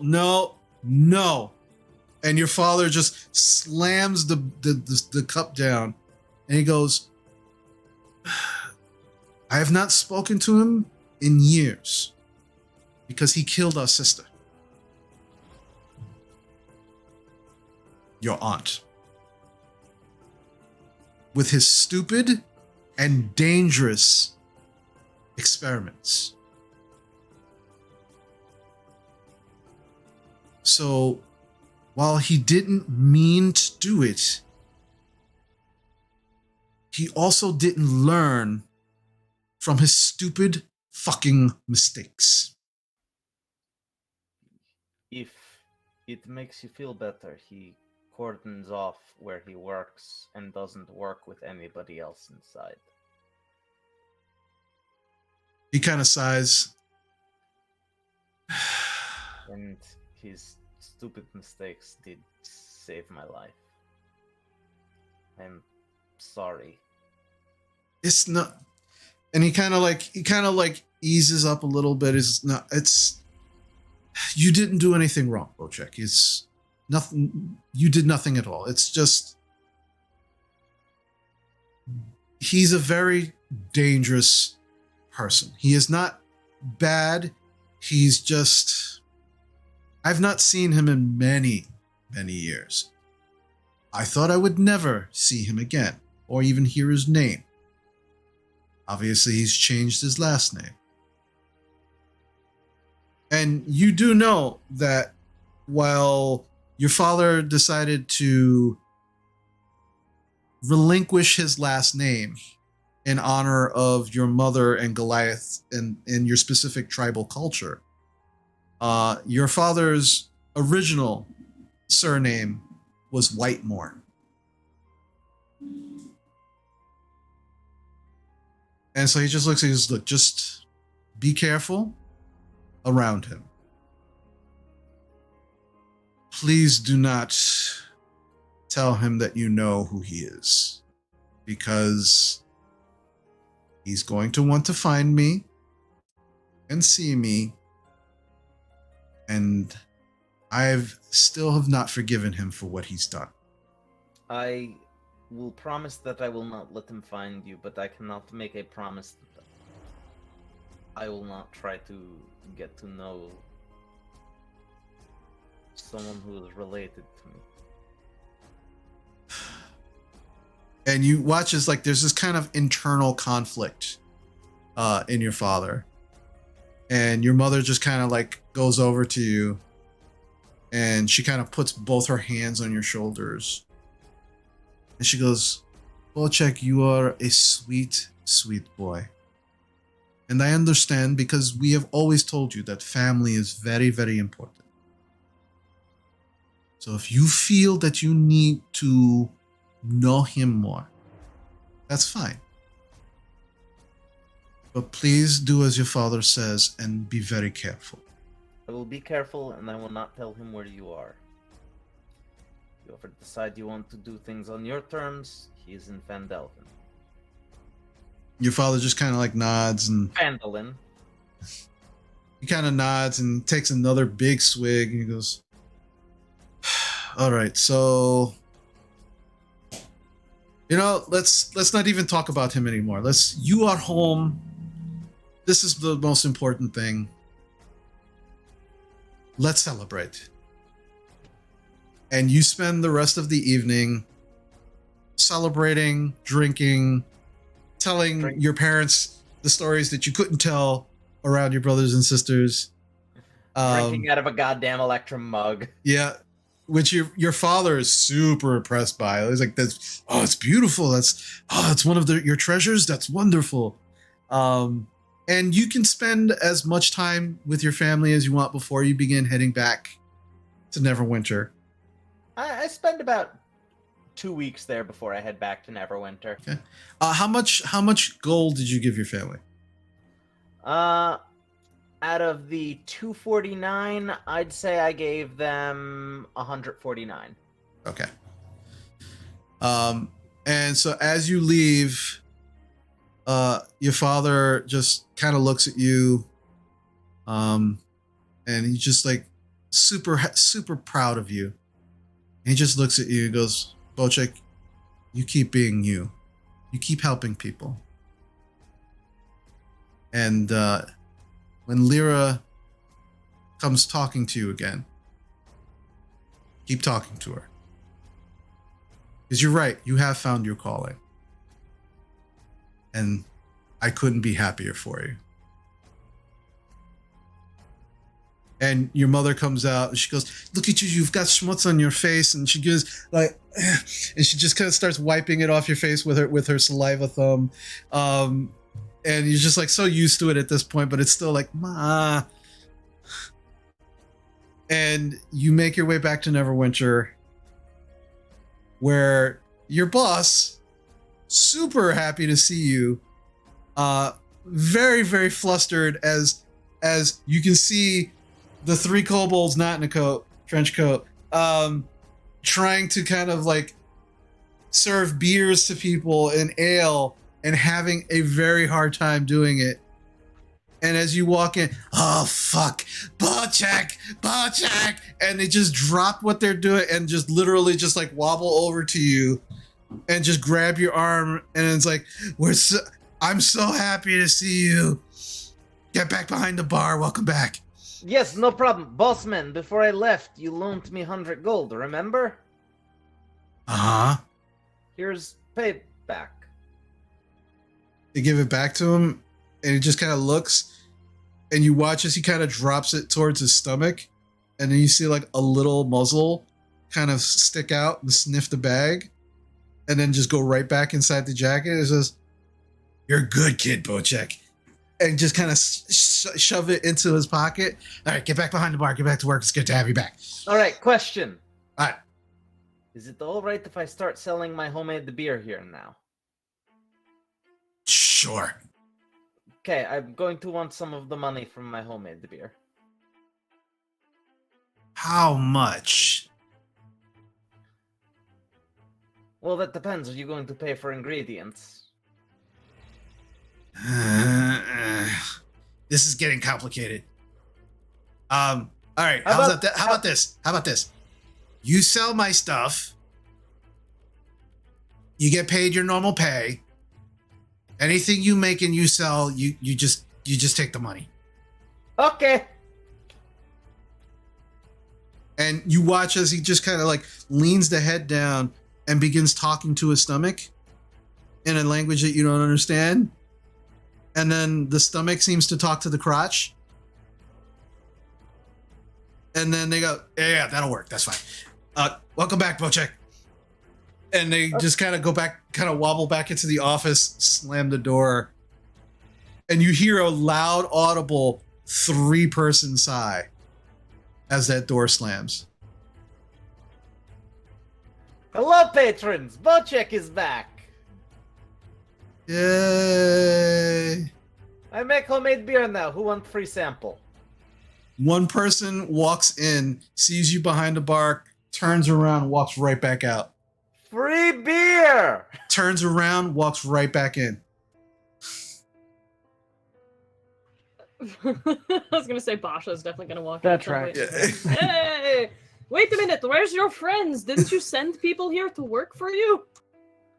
Oh, yeah, I did. Where the fuck they all went?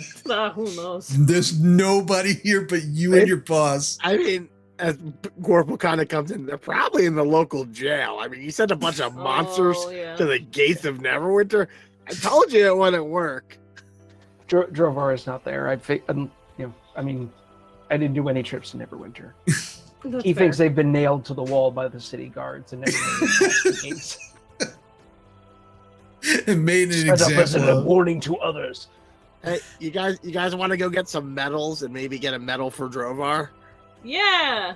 Let's go turn this mace back over and get some medals for the Church of Lathander for our good deeds. Sure. Sounds good. Oh, turns out, who's that smith that we always talk to? Oh, Gristleborn! He makes the greatest armor and Oh, I weapons. can't wait. As I Can't fucking wait for my corporate- robes. I Yeah, turns corporate out he's shield my myself. But what? What? Yeah, turns out he's my uncle. But shh, him and Dad don't get along. Oh. Is there like- Beers. Okay. Beer! Yay! You hear a guy in the corner. Yay! And I I guess told wizards about this place when I was going to see the council. I just kept telling like every wizard I saw they need to come here for like best beer. I don't know if they're gonna come, but I Oh, did good. tell them. more business. Yeah, I told all the people who are animal haters that at least this bar lets animals drink, and fucking, I just imagine Teague is licking a bowl of Bochek's beer right Yep. off the bar counter. Yep. Just like. Yeah, these places are all a bunch of stuffies.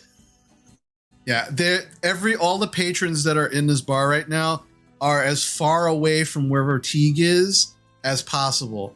Every time Teague moves in the bar, the whole bar moves in the opposite direction. It's funny. Gorple begins chuckling. You know, Bochek, I bet you could teach Teague how to serve beer. He does have kind of hands and he can open doors. Just saying, he's not really busy while I'm hanging out in the city, and he loves getting drunk. Just saying, you might need a second bartender. He's pretty good with numbers. He can do math. We all know this. Oh my god, the wizards would love that. They come in, they get served by dinosaur. Like it would be so cool. It would blow their He minds. They would understands. love it. Teague, you want a job? I mean, I could speak to him. All right, hold on. I guess speak with animals. Hey, do you want to drink beer and serve beer to these people and I guess make money? Drink beer. What is money? Pretty much Bochek. I'm gonna have to do a lot of stuff in the town, and they're not super friendly with animals, just being in buildings and stuff. And I don't mind you going out hunting and stuff, but if you want to hang out with Bochek, you can like help him bring booze, and I show him the cups. You know, it's gonna be hard because you're probably gonna spill them, but it'll be hilarious, and you can drink and eat as much as Bochek feeds you. So you just kind of like pass over a cup to him? All right. He kind of looks down at the cup, sniffs in it, and you watch as he like very slowly, like he kind of moves his whole body to try to get his hand around the mug. Make a dexterity check for Teague. 20. But yeah, easy enough. Puts his hand in there and grabs the mug and just kind of lifts it up. I told you that wand idea would have worked. I told everyone. No one believed me. He turns around and full sprints at the first table that has a patron. And you watch the patrons in abject horror as this raptor is running at them full speed. And it's like, ah! And they just start bolting. Teague has been focused on the person who was sitting at the table, who has gotten up and is now like trying to get away from Teague.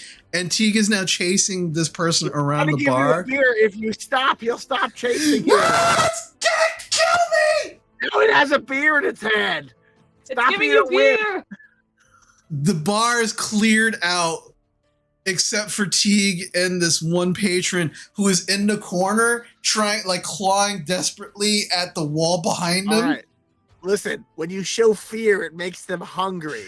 So just gently reach out, take the beer and drink it, and he'll leave you alone.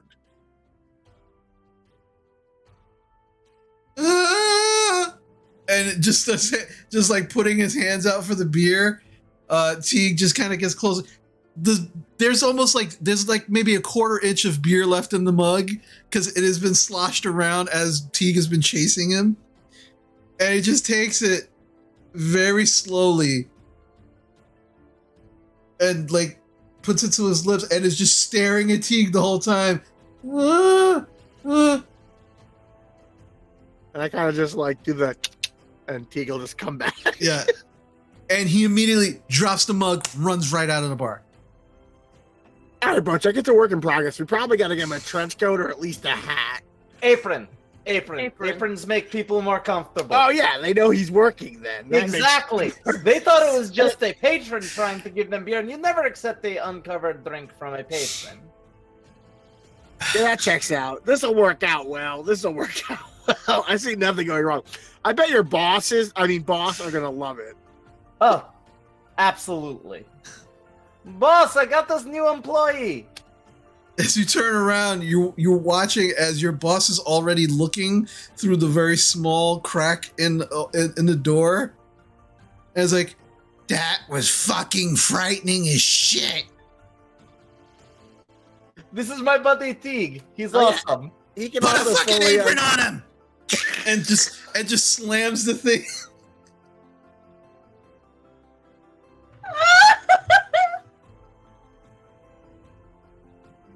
And with that, we are going to close our chapter of this group on Lost Mine of Phandelver. Thank you, everybody, so much. This has been a great story. But the next chapter will be coming very, very soon. For those who might have missed it, starting August 25th, again, Wednesdays at 7:30 p.m., we will begin with these characters and these players, Tyranny of Dragons. This is a combination of two campaigns where it is very, very possible that our players will hit level 20 during this campaign. I mean, you got to think about this, DM. You gave us dungeons. We fought a dragon. We did everything promised in a game, and next game is focused on dragons and probably some dungeons. Probably, yeah. A little bit of column A, a little bit of column B. Dungeons that the dragons are sitting in, I'm guessing. So, but I definitely want to say, even though we will be playing again, like, this has been such an honor for me, and it's been so much fun. Thank you so much for giving me the opportunity to do this for all of you. I appreciate it so much. Thank you so much for running. It's been Thank awesome. you, boss. Yeah. It's Abe, been a delight. Thank you so much. You do a lot of work, and it definitely shows that you interweave everyone's stuff into, the box text that is these not amazing modules always, as someone who has run them. Yeah, thank you so much. And thank you to all of you who have continued to watch and be part of our fun story. And again, the story is going to continue. And when we actually do come back, it will be about a year from this point on. And we will see what happens. But again, that's going to be August 25th. So my players will absolutely have some time to think about what a year for your characters is going to look like. Come back and share that with everybody. And then we will get the actual campaign kicked off. But I'm super looking forward to it. Yeah, definitely. That's going to be so much fun. So again, thank you everybody for joining us, being part of this amazing story with these amazing players. and just sticking with us and having as good a time with us as we are having. Want to definitely do a quick shout out to someone who actually followed us in between streams, Stressmint. Thank you so much for the follow. Appreciate you so much. Thank you to all of you as well. And again, remember, please be kind to yourselves, be kind to others. Let's continue to support each other and all of the things that we are passionate about and the things that we enjoy and love. Because that's how we get through everything in life, is by lifting each other up and continuing to do that for everyone. As we close out, we are definitely going to raid another person. Please show them love as you've shown us love, and we will see you next time. Take care.